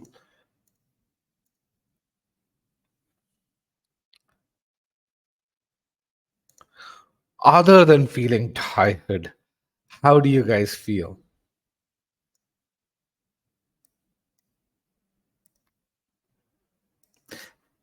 How was this passage? Tired times 2? That's good. That's my job. Overwhelmed, exciting, confident. Some questions were easier than others. Yes, that happens on a long passage. Some questions will be easier. Simpler to understand. Yes, this was relatively, although it's a 700 level passage, it was relatively simpler. Yes, it is easier to understand. I feel giving around 5 minutes to reading helps solving. That's good. I'm actually sorry. Let me broadcast results so you guys can read. Nice to do it as a group. Yes, it's fun. One of the big things with doing things as a group is that you push yourselves and essentially even when individually you might have given up just because someone else is studying for the GMAT, it pushes you to study for the GMAT as well. For some individuals, it can also be a means to telling your significant other, let me study because I have these 100 people who are studying with me. So so that does happen. Um, Let me just clear some questions that are in the Q&A pod. Lucia, I responded to your question about making notes. Um, Saurabh says, I have 2 to 3 months before giving GMAT focus. For RC, shall I read The Economist or NHBR or shall I practice RC questions? So you've got to do both. It's not one or the other. It's just that, for example, if you're an e-GMAT, you have about 100 RC passages and the official guide provides you with 100 other RC passages. So you've got 200 RC passages, which is more than enough. But sometimes you want to read other things, and that's where reading The Economist adds that. It's not about the quantity of reading. It's a lot about the quality of reading, how you focus on keywords, how you visualize. And if, as long as you build that visualization muscle, just doing the official material or the e-GMAT material and getting that feedback's enough. Okay, if you want the link to tomorrow's session, I can share that with you as well for number properties. And um, is there an e-GMAT forum where I can find an accountability buddy? That's a great suggestion. Not today. but that's something that we will, once we're done with the focus edition, we will definitely introduce. It's one of those things where focus edition is taking all of our attention right now, and so that's where we not built one right now, but that's something that we will do. There's the link to tomorrow's webinar for those of you who want to register for it. All right. Let's kind of start with this. How many of you saw parallels between this passage and the mini passages that you guys read? And says, hey, there were some structures which were common. I've read something like this. How many of you could see some of those? Okay, that's good. Does the focus edition negatively affect providers? It's not about negatively affecting. I mean, we welcome the focus edition. I think it's a much more relevant exam, but every time you have an exam that's structured slightly differently, you've got to engineer the product, and that's really important. For example, we've got to re-engineer Scholaranium to include inputs for the focus edition. You have to rebuild the mocks, make sure ensure that the new algo is taken into account. You have to redo the entire data insights course. So there's a lot of effort that comes in when it's about building a brand new product. So it's not negatively affecting providers, but it does take a lot of bandwidth with regards to that. So and especially because we are a product company, we are not someone who would just give you live sessions and do that. For example, for me to build a session such as this much is about 10 to 12 hours of effort. I can do this, but if I were to build a 3 hour long self-paced learning course, that's close to 50-55 hours of effort easily, plus involving an e-learning designer along with that. So it's a lot more effort to build something that's self-paced versus something which is a live session. Because in a live session, I can change it based on your responses. I can modulate it. I can correct it. When something has to be delivered in a self-paced fashion, if you really want it with high fidelity, you've got to look at 10 different scenarios and come back to the drawing board a few times before you can even launch it to people. And for those, how many of you over here have attempted at least one activity from our GMAT Focus Edition courses, whether it's MSR or GI? How many of you, is there anyone over here who's launched an activity? Okay. Or if you've even seen, SCCR or RC files, you really see the kind of effort that's put in to make them coherent. There's a lot of architectural stuff that goes in there. So we've got to put in the same amount of care when it comes to GI. So that's what takes time. All right, let's come back to this. FNM asserts, Frazier and Mosteller, I'm not going to pronounce their name again. They're very German names, and I think I'm not very good with German names. So FNM assert. So when you see something like FNM assert, what's the first thing that comes to your brain?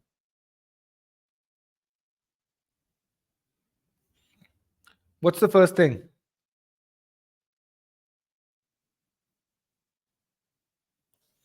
It's their opinion, not necessarily the authors. Yes, FNM assert. Okay, deemed to be assert that medical research could be improved by moving towards larger, simpler clinical trials of medical treatment. Okay, so this is when you pause over here, all you're saying is the author is presenting a proposal or an assertion by FNM, and it's about improving medical research. And how would that happen if you go towards larger and simpler clinical trials of medical treatment? Now, currently is a really important keyword. It talks about what's happening right now. Researchers collect far more background information on patients than it's strictly required. Than is an important keyword. Why is than important? What does than represent?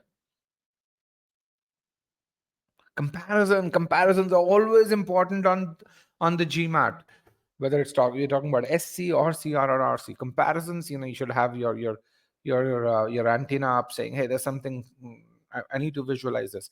So currently researchers collect far more background information on patients than is strictly required for their trials. How much more? Substantially more than hospitals collect. Okay, and that's a really, really important piece. Actually, let me just do an undo over here.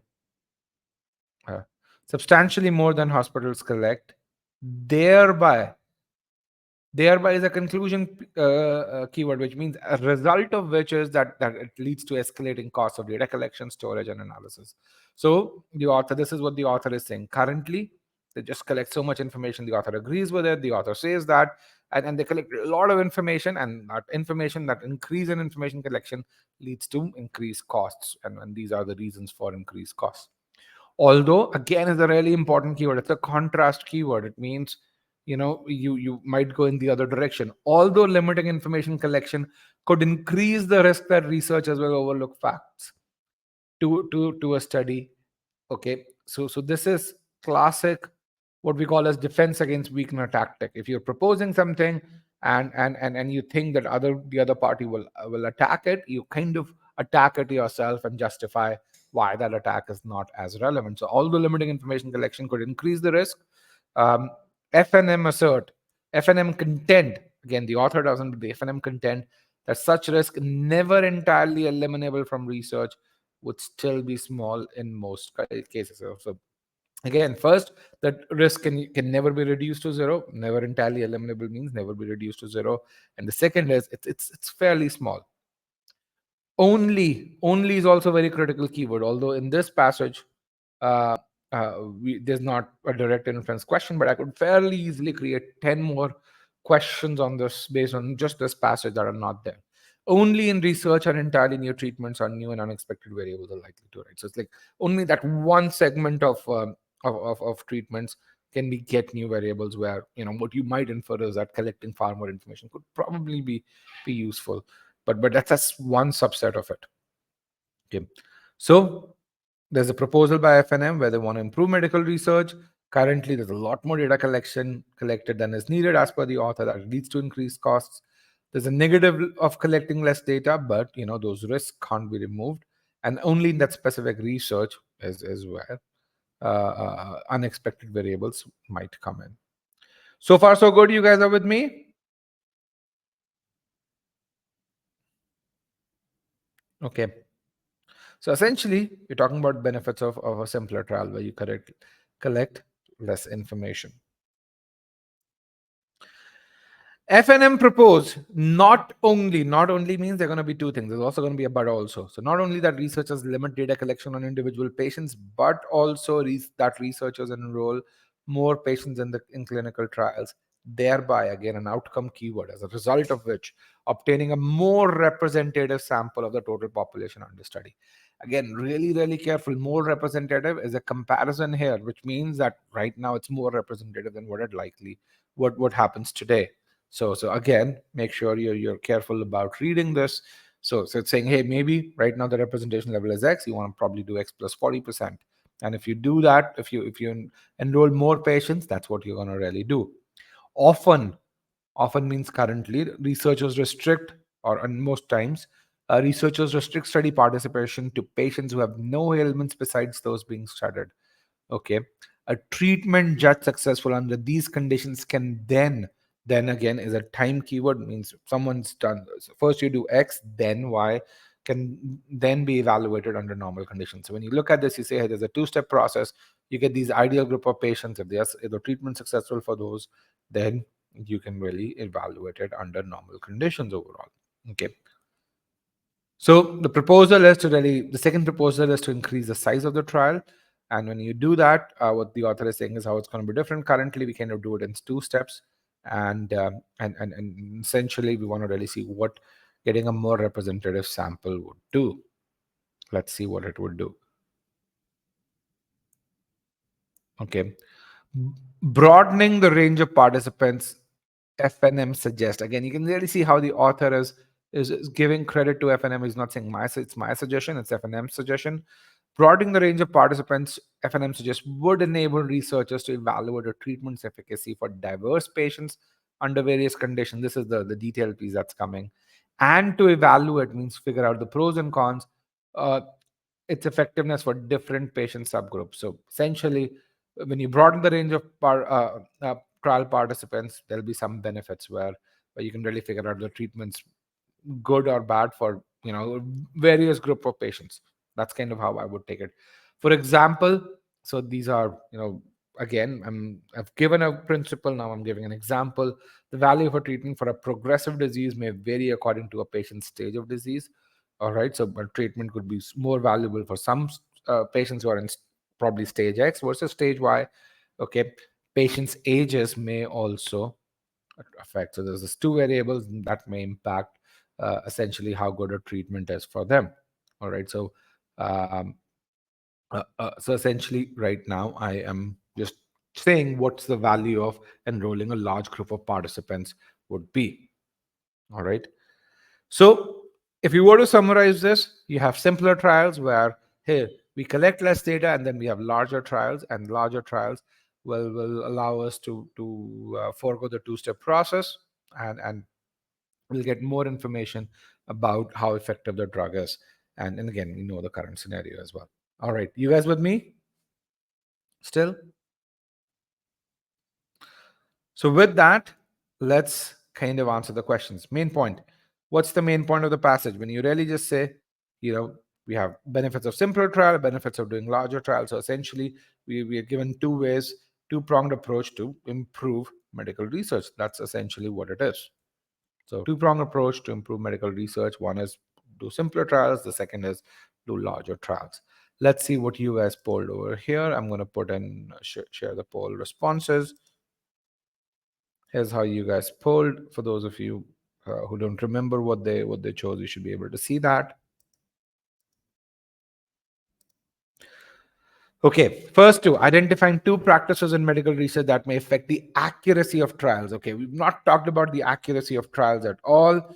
Okay, um, but the other thing is the author has explained two practices, but he's not identified two practices. The author is not saying out of the many practices, these two practices are the more relevant. And then we've not talked about the accuracy of trials. Practice one allows us to reduce cost. Practice two essentially allows us to get more insights about the efficacy. Okay. Describing aspects of medical research that tend to drive up cost. That's a partial scope. First paragraph does discuss that. Second paragraph does not discuss that. This is not the complete scope. The main point is supposed to essentially encompass the entire scope of the passage. Evaluating, and let's see how many people chose choice C over here. Let me just look at this once more. Choice C was somewhat popular. Actually, it was the most popular incorrect answer here. Okay. And choice C is something you've got to really read. And the moment if you understand choice C correctly, you'd be able to reject it even if you skim through the passage. Okay. Choice C says evaluating an analysis of certain shortcomings of current medical practices. Okay. So I am gonna kind of put a pause here. So if you look at the piece over here, so an analysis of certain shortcomings of certain medical practices. I do an look at the current medical practices. I find out their shortcoming, and I'm analyzing that. That's what two is. Okay, and then what is evaluating that is? Evaluating that is finding the pros and cons of that analysis. Are we finding the pros and cons of that analysis? Are we doing the pros and evaluating an analysis means finding the pros and cons of that analysis? Okay, we're not doing any of that.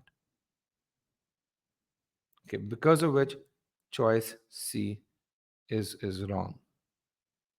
Choice D is the correct one. I'm going to come back to this, which is describing proposed changes to the ways in which clinical trials are conducted. Again, we're describing the changes.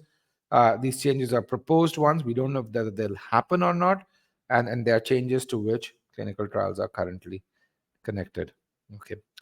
Then choice E says explaining how medical researchers have traditionally conducted clinical trials. Okay, we do explain that, and how such trials are likely to change. Do we know how such trials are likely to change? Do we know if these efforts, if these proposals are going to be passed? Do we have any information about that? Absolutely not. So how can you say it's likely to change? How can you say it has got more than 50% probability that these proposals would be accepted as is? People who chose choice C, can you see why choice C is wrong?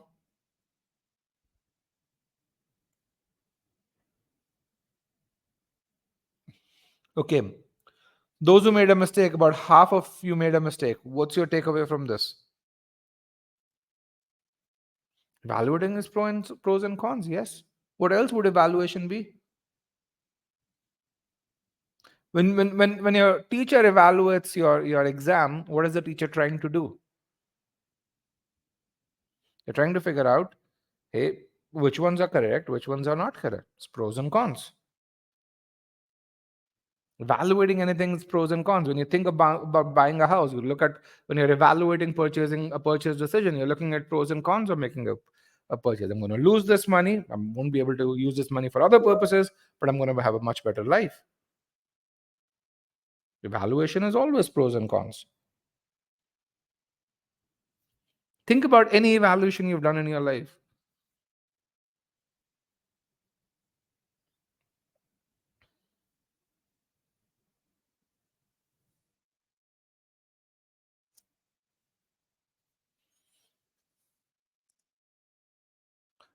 You want to see the poll. Here is how you guys polled for question number 1.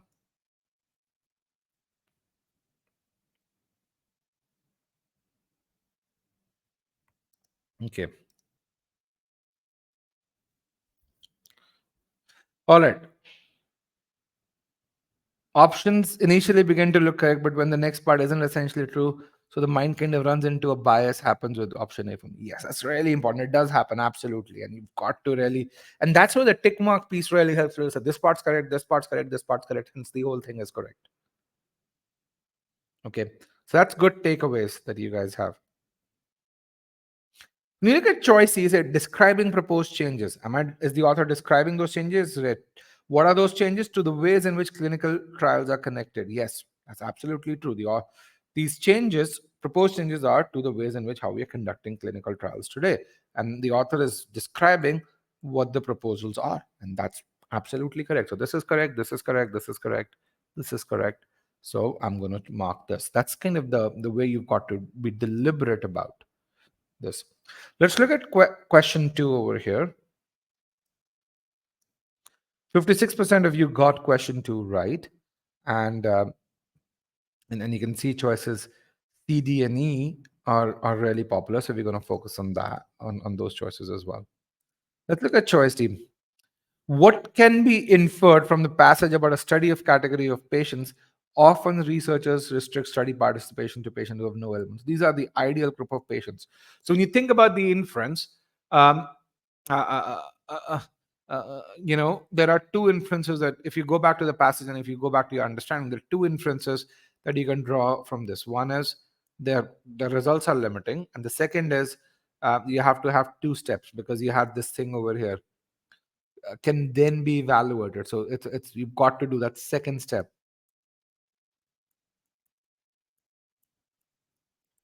That second step is really necessary. So that it's not a single step study, it's a second step study. Okay, those are the only two things that are there. Now, the correct answer is choice A. Its findings might have limited applicability. Very few people chose choice B, so I'm not going to go over there. But C, D, and E, I think a lot of people chose. It would be the best way to sample the total population. Now, I don't know how that's the case. It's reality. In reality, it's the opposite. When you look at FNM's proposal, they're really saying, let's broaden the range of participants so that we get more insights about the efficacy of a particular trial. So clearly, if you're only using the ideal group, it's not the best way to sample the total population over there. It would be possible for researchers to limit information collection without increasing the risk that important variables could be overlooked. Okay. Um, Actually, there are two things I want to say around this. First of all, is this a single step study? So, actually, no. First of all, information collection, limiting information collection.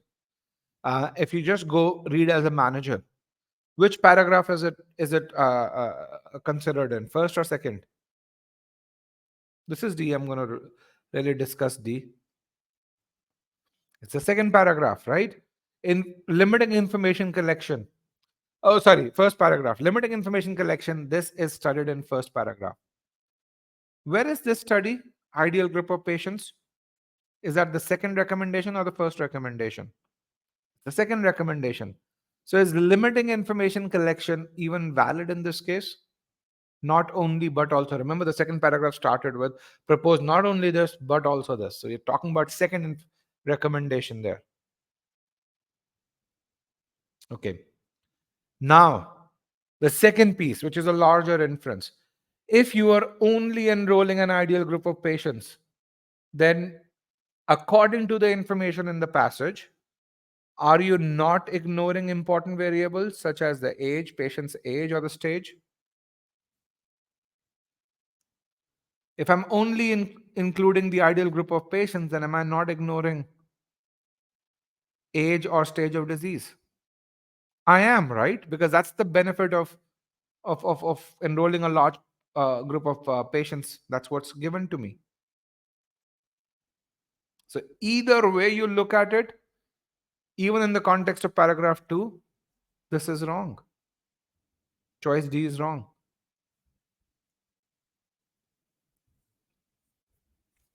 Choice E, again, its finding will be more accurate if it concerned treatments for a progressive than if it concerned for non-progressive disease. What is the context of this piece, progressive versus non-progressive? Where do we talk about this? In where we have a wider range of participants. In this study, do we have a wider range of participants? That's an MNF proposal. FNM, not MNF. Let's not change the order. Let's call them FNM.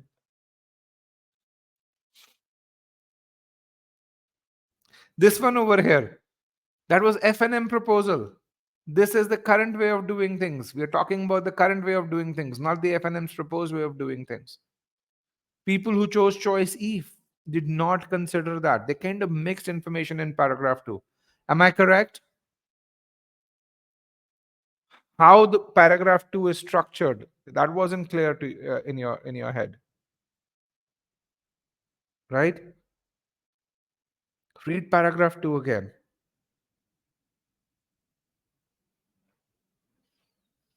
Okay. Your takeaways from this. What have you learned from this?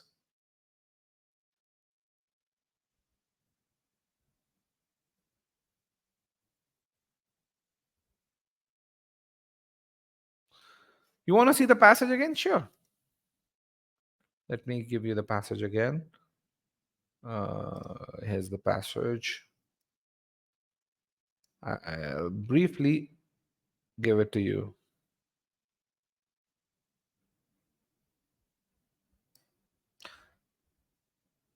FNM's assertion over here. Understand the distinction between paras. Okay, what else?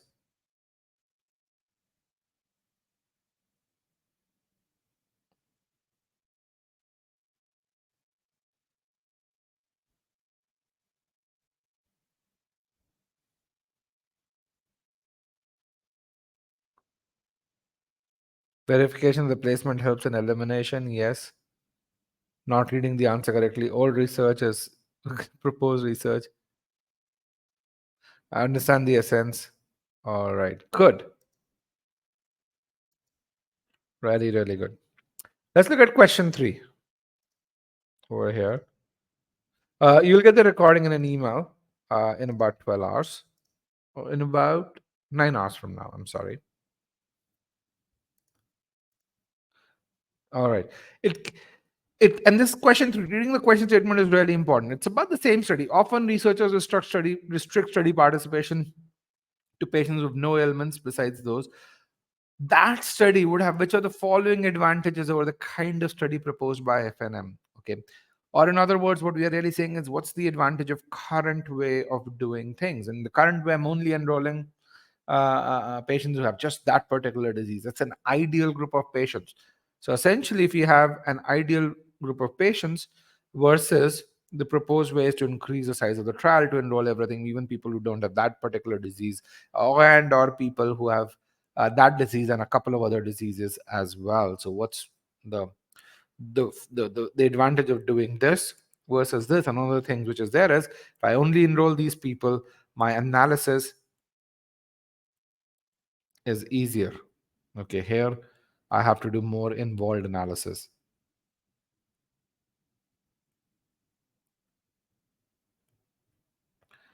Okay, yeah, it's in two steps. So my analysis is in segmented, right? I currently make a decision whether this particular study is useful, and then I kind of enroll a broad range of participants. So my analysis, my decision making, both of them are simpler over here. Whereas in this way, my analysis and my decision making would not be as simple. As a manager, can you infer that?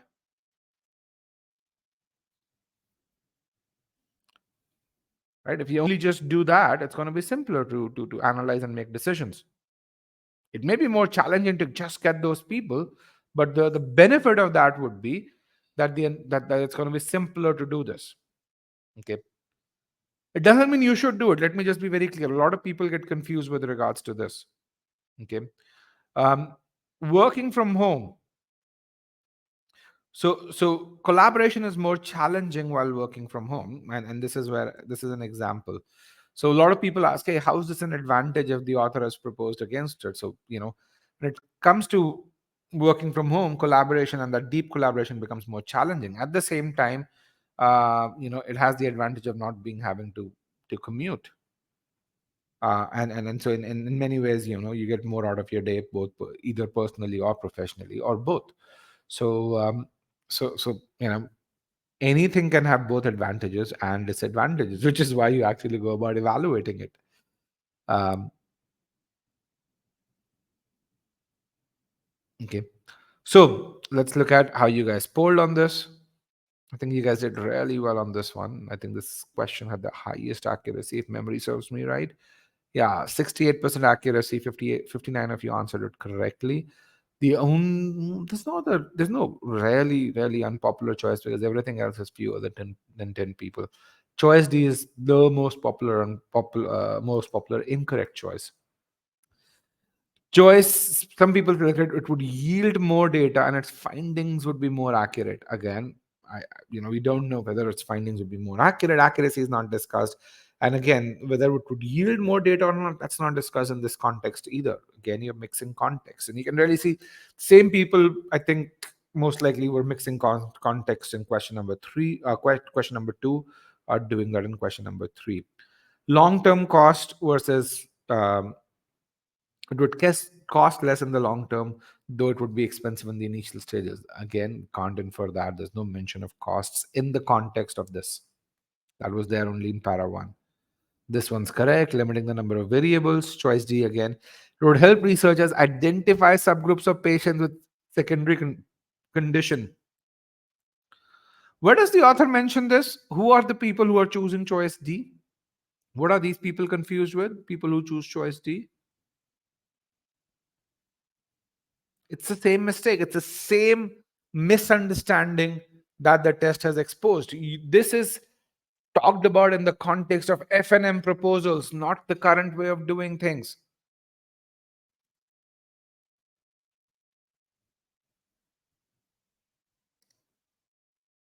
Let's look at the passage once again.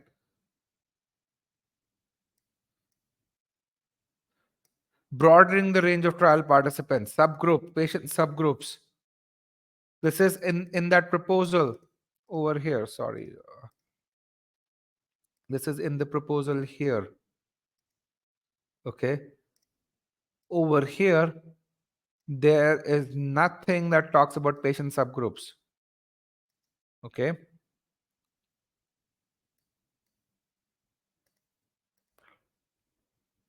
Again, do not mix up why something is written. It can be evaluated. Okay, let's just go back to the paragraph over here. Let's bring back this. Let's just So essentially, what it's saying, first of all, it's not elaborated. So I would have to infer, and which is where I'd be reading like an engineer. Let me be very clear. This is exactly. So all you have to infer from this is once you, this is, where you, when you only consider people who are a part of the trial, their ideal conditions, and then you evaluate, means figure out whether something works or not under normal conditions, which means, hey, you probably bring in people who don't just have this disease, but other kind of diseases as well. Okay, that's normal conditions. Okay, now can you infer this with 100% certainty? Probably not, and which is why there isn't a question over here. But most likely that's what it is. But you won't get a question on this as to what normal conditions are. Okay, does that help answer your question?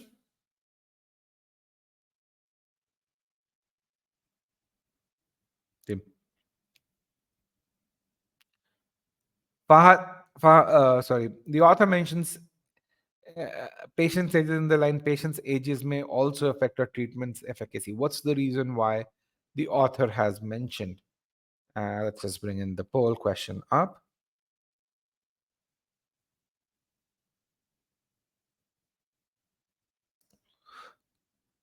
It's an example, and 60% of you got it right. Choice D is the correct answer. 60% of you did get it right. Okay, this is where patients' ages are. This is an example of another variable that may be uncovered if you broaden the range of participants. That's all it is. It's as an example, and which is what choice D says. Those of you really say identifying the most critical variable differentiating subgroups of patients. We don't know if that's the most critical variable. And by the way, if you people who chose choice A would also be making a lot of mistakes in hard questions and critical reasoning. This is the trick that CR plays on you day in and day out.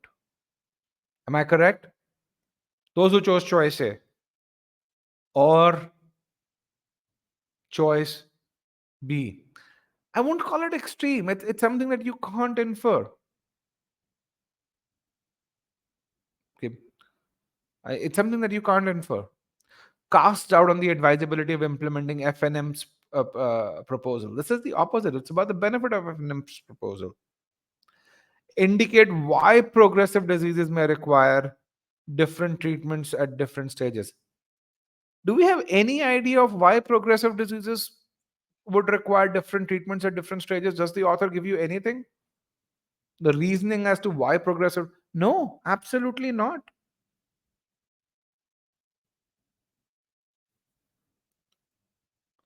Illustrate a point about the value. Absolutely, that's correct.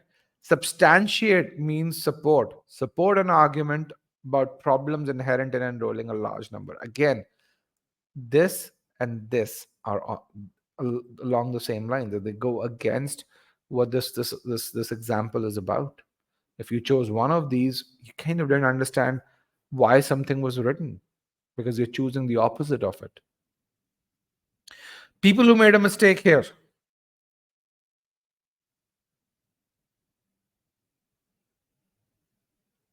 People who made a mistake here. What's your takeaway? Come on, takeaways. I need that before I go to the last question.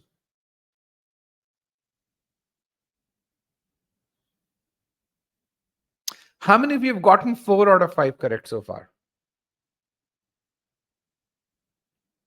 Or 4 out of 4? We've not discussed the fifth one. How many of you have gotten 4 out of 4 correct? If you've gotten 4 out of 4 correct, you are based on this passage around that 80th percentile level. Okay. So that's kind of my initial judgment of it. Now I would really to make sure that you can replicate this, you'll have to do it about 25 to 30 questions. That's when you'd have a representative set of data. But that initial thing is what it is. If you got all correct but on practice exams you cannot, then just don't put yourself under pressure. A practice exam is just this. Okay. According to the passage, which is the following describes the result of which of a way in which researchers generally conduct trials. Okay, describing a result of a way means you're really talking about the outcome of the current way of doing things. Okay, what are the two outcomes of the current way of doing things that we can infer? We have two proposals. Each proposal asks us to change the current way of doing things, right? What's one outcome of the first proposal? The when you think about the first proposal, what's one outcome of the current way of doing things that we know of? Yes, costs. It leads to collecting more data, and it increases cost. Less data is the proposal, but the cost is there. Okay. What's an outcome of the second way of doing things?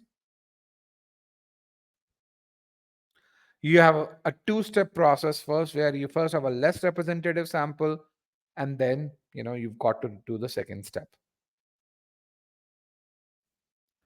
Now, can you really see when I asked you these questions explicitly without even looking at the passage, you could answer that? Can you see that? You didn't look at the passage. You don't have the passage with you. But just because I broke the process down, you had the answers. At least those of you who understood the logic. And this is where you've got to break things down in your mind. Okay. So So there are two results. One is the cost is more, which leads to wasted money. The second is application in real life is limited because it's ideal conditions, or we have to do a two-step process.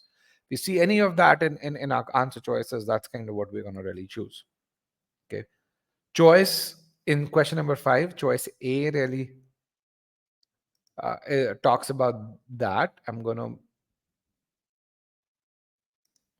show how you guys polled over here. 30% of you chose choice A. Okay, and 30% of you are correct. Choices B, C, and D were very popular, so we're going to discuss those in detail. Choice B says they sometimes compromise the accuracy of their findings by collecting and analyzing more information than is strictly required. Where does the passage say that you compromise on the accuracy of trials? Because you actually collect a lot more information? Does the passage say anywhere that you compromise on the accuracy? Anywhere? Where is the passage for you?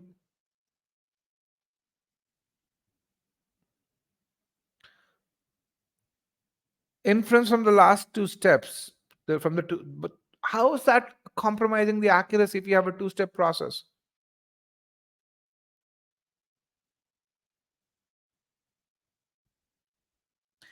What this is saying over here is within a single step, you're going to be able to do this.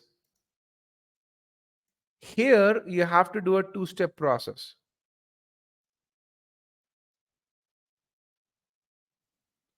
Okay.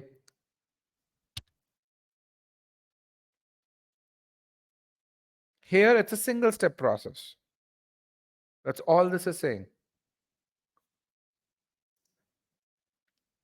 Yes, ideal condition is not going to be as accurate. But then, do you release a drug after ideal conditions? Or you do this as per the passage? Do you release it after ideal condition, or do you evaluate it under normal conditions?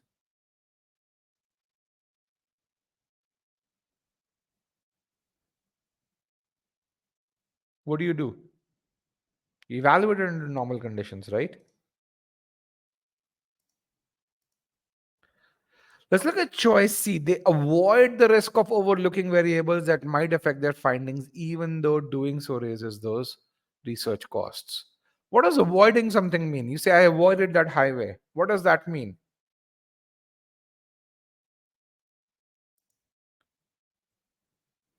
When you say I avoided that highway, did you take that highway? You didn't do it. I avoided studying today. Did you study today? You didn't do it. I avoided bumping into someone, which means you didn't bump into someone. It's a binary thing. It's a yes, no thing. Let's look at the risk of overlooking variables. FNM contend that such risk never entirely eliminable from research. If it's never entirely eliminable, can it be avoided by collecting more data? No, absolutely not. The risk is small, but it's never entirely eliminable. If you skim through, can you ever answer this question like this? Can you answer such a question correctly? Absolutely not.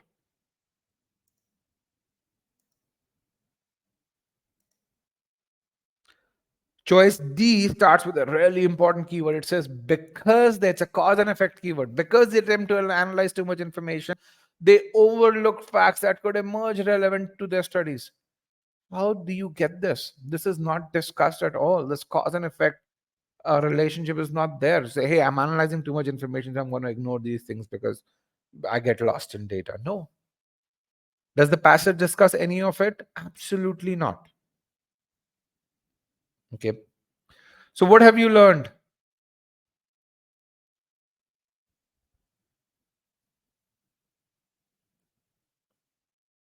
What have you learned from this exercise? We're almost towards the end of the session. What's your takeaway? What are you going to do to get to that 80th, 85th, 90th percentile in GMAT RC?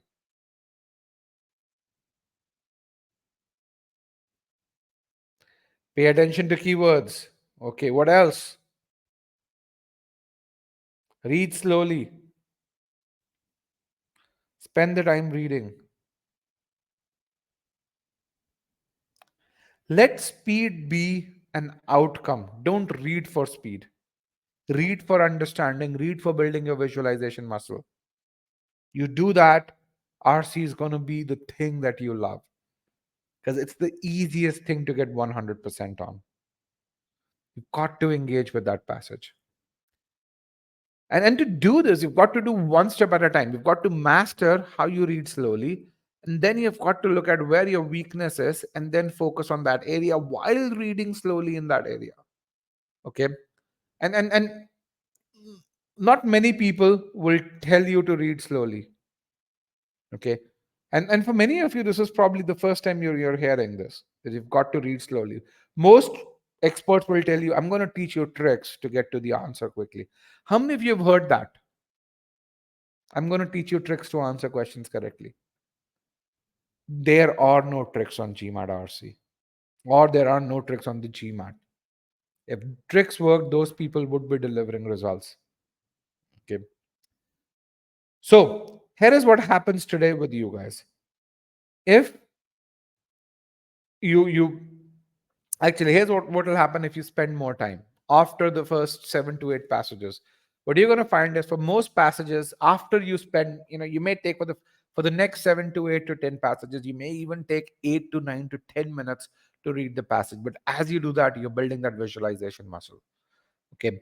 And some of my students go to the extreme to really say, I'm not even going to look back at the answer while answering questions. And I'm going to read the passage so well. Okay. So, but after those 10 passages, you're going to take about 3 minutes reading the passage, which means that you're going to be able to answer questions because of that initial investment in time. You're going to answer questions very quickly. For more challenging passages, you may end up taking 4 minutes. Please do not give up on comprehension. Don't read quickly. Because what happens when passages become more challenging, their questions become easier if you comprehend it, like if you read the passage like a manager. Okay. If, on the other hand, you speed read, which is where people spend 2 minutes and get through the passage, they do a lot of back and forth, and which, by the way, increases the time to answer questions, reduces the accuracy. You still end up taking 8 minutes in that case. Okay. How long did I give you guys to read the last passage? About 5 minutes and 15 seconds is where most of you said you're done. But I think about 75% of the class was done at 4:25, 4:30. Okay. And trust me, if our strategies weren't true, we wouldn't be accounting for 3 out of 5 700 plus scores. In fact, in the last 3 months, we've accounted for but 70% of all 700 plus scores reported on GMAT Club, which means, again, this is data since 2021. We've alone accounted for 60% of all success, and everyone else combined has accounted for 40% because our students read slow. Okay. Um, if you go to our YouTube channel, you will see about 315 success stories. This is more, and these are raw interviews. These are not edited interviews. These are raw interviews, 40-45 minutes long. And you won't find, if you look at every other test company's YouTube channel, you won't, and you add the success interviews, they won't still add up to 200, including GMAT clubs. Okay, here's an example of a student who went to Columbia, and she says, read with what e-GMAT calls as SC hat. For those of you who are e-GMATers, you guys know what's the SC hat, how we extract aspects of meaning. That's the same way you've got to read GMAT RC. Okay, here's a guy who also scored a 740, and he scored a 740 in his third attempt because he would speed read, and his comments again. This strategy has an initial investment of time, but when you do that, you're able to answer 45 to 60, answer questions in 45 to 60 seconds flat. And I think for me, these examples are really relevant because both of these were non-natives. Their initial starting points were V24, V25, and they both of them got to V40 and higher. And for Nishan, he was able to answer RC questions correctly in about 2 minutes. Here's a guy who went from V27 to V41 in about a month and a half. And when he was skimming through the passage, he didn't understand what the passage was saying. And when he started focusing on understanding the passage, the need to read it went down. His uh, time to answer questions went down. Okay. Actually, this number is 315 right now. Okay. So people who do this, they don't necessarily need to be voracious or avid readers. They do need to follow reading strategies, regardless of whether you're a voracious reader or not. You need to follow reading strategies because there's no other way to answer inference questions at that 700 level accurately. Because those keywords, they provide vital information. Visualizing comparisons provides vital information. So that's really important there. And you make a mistake because you get an answer wrong because you make these three mistakes. You have 3 weeks to the exam. Should you use the strategies for the next 5 days? Use it. Improve your RC ability if RC is pulling you down, and you'll see an impact. Okay. Now, how do you learn how to read? And this is where you've got to build one skill at a time. When you do this, you don't really just, when you go and play a sport, you don't just start hitting the most challenging shots right away. You build muscle, and you build muscle in strategic parts of your body. You build quads, you build your core. You sometimes, if you need to, you lose weight. And this is where learning how to read, deconstructing long sentences, forming long sentences. That's learning that's really, really relevant. Learning when to pause and summarize is very relevant. Okay. Understanding reading strategies in RC, they're very, very relevant overall. And then mastering one concept at a time, starting from main point, then inference, then detail, is really important. And when you do this, don't do this from a mindset to kind of finish the course. Do it with a mindset to understand what's being taught, enjoy what's being taught. And when you do that, you're going to find that the GMAT won't be a burden on you. You'll enjoy the process, and you'll apply what you've learned on the GMAT on a lot of other things. Okay. There are times when you will be faced with passages where you have to spend 30 minutes on it because you want to get everything out of the passage. Spending those 20-30 minutes on a single passage will be just so much beneficial for you because you'd really be able to get every nuance out of it, and that muscle that you build will help you in so many more passages. Okay, so again, do these things. and you're going to find GMAT RC is a cakewalk. But again, do one thing at a time. Make sure as you go through the exercises in the e-GMAT course, as you go through the learning activities, you get those 80% or 90% scores, because that tells you that you're doing this right. When you don't get those scores in the learning phase, revise those files. Okay. I'm going to give you the session PDF. With that, we are towards the end of the webinar. Please put in your takeaways and feedback on the session. If you have questions, I'll be happy to answer those. And let me just share some web links as well over here. Want to see those debriefs? Here are the debriefs that we're talking about. If you need to connect with me on LinkedIn or subscribe to our YouTube channel, here is the connection to LinkedIn as well. Sukruti says, I have my GMAT in 7 days. How can I incorporate this technique? It's not a technique. It's just about building a habit, Sukruti.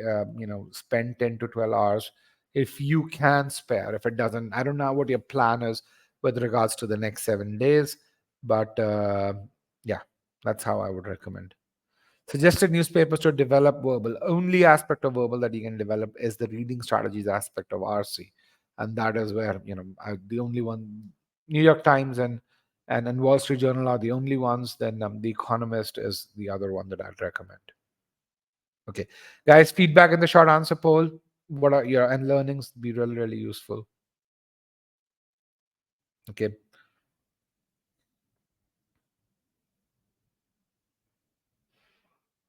And again, for those of you not connected with me, New Yorker, I mean, I want to.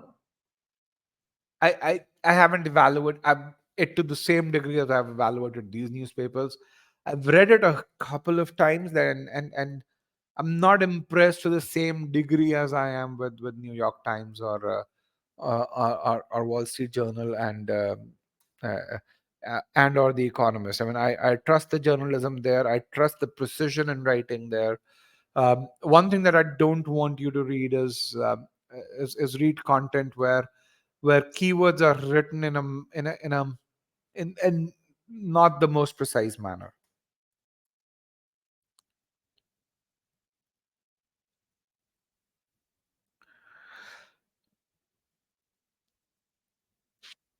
I don't know Aeon as a newspaper. I can't comment on that. It may be good, it may not be.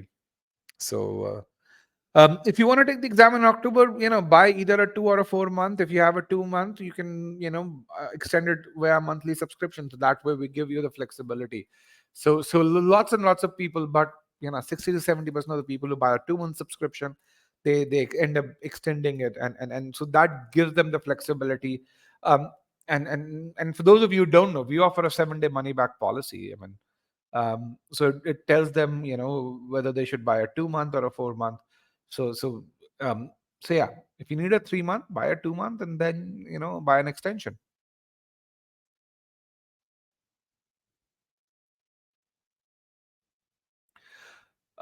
You can start taking notes in each of the questions and not focus on writing sentences. Yeah, absolutely. I mean, for me, with regards to the notes, there are times and I kind of develop a short note, and I would say, for example, you said, if I'm not going to use a name, I'm going to use F and M. I'm going to really say, improving is I have a top arrow as an improving. That's something which is a very this thing. Bottom arrow is reducing. Similarly, increasing the size of participants again as a top arrow. It's the same thing because it's kind of in the same direction. You expand the quantity. So I developed my own shorthand over there. Can you download the video of today's seminar? Yes. Did you find that dates and years are important when reading? So not the specifics, but in terms of the sequence of events they are. So visualizing, so when you're visualizing something, you're visualizing a sequence. Now, is the specific date important? Not as relevant, but the sequence is really important because you will get questions on the sequence. Where can we find your course? Everything on e-GMAT is our course. And regardless of whether you buy the 2, 4, or 6 month subscription, it's the same course. It's just the duration that's different. And yes, it's yeah, yeah, it's pre-recorded, but it's not a set of videos. It's dynamic learning activities where you have nuggets of videos. and then you have quizzing, which is very relevant to it, and then you have feedback that's based on that quizzing. And if you have doubts, every learning activity has its own dedicated forum where only our experts respond to your doubts. 99% of the time, if you've asked a question, it will have already been answered, because each learning activity has gone through about at least 20 to 25,000 views. And that's one of the reasons that's there.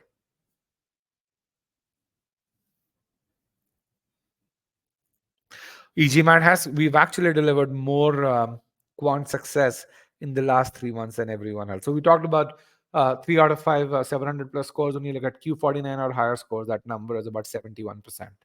You've delivered 71% of all Q49 plus scores. In fact, with Quant, our tech platform is even more advanced, where we build custom courses for you. So if you know something, we have diagnostics that already detect what you know, and so you only go through the course uh, with regards to only go to that part of the course that's relevant to you. In fact, since we call this personalized adaptive course engine, we launched this towards the beginning of 2021, and since then, in the last 2.5 years, it has saved about end of 2021. So since 2022 and until all of 2023, it has saved about 5.8 million minutes of learning.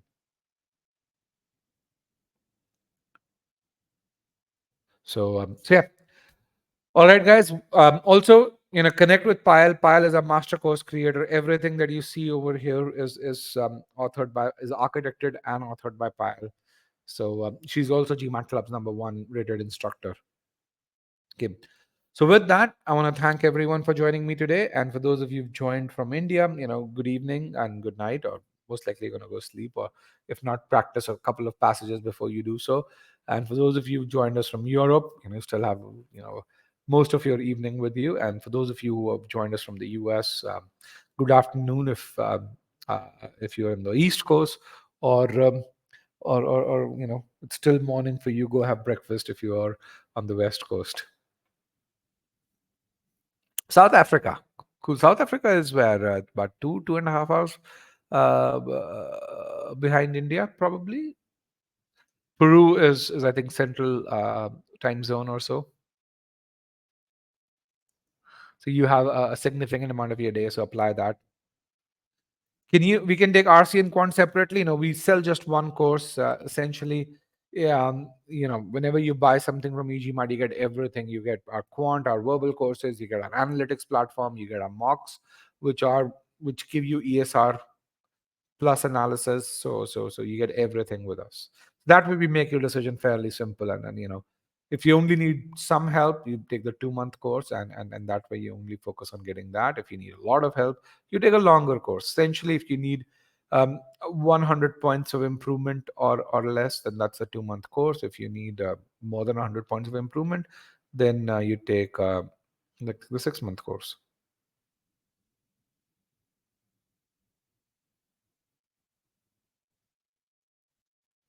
Okay. All right, guys. With that, thank you very much, and have a great day.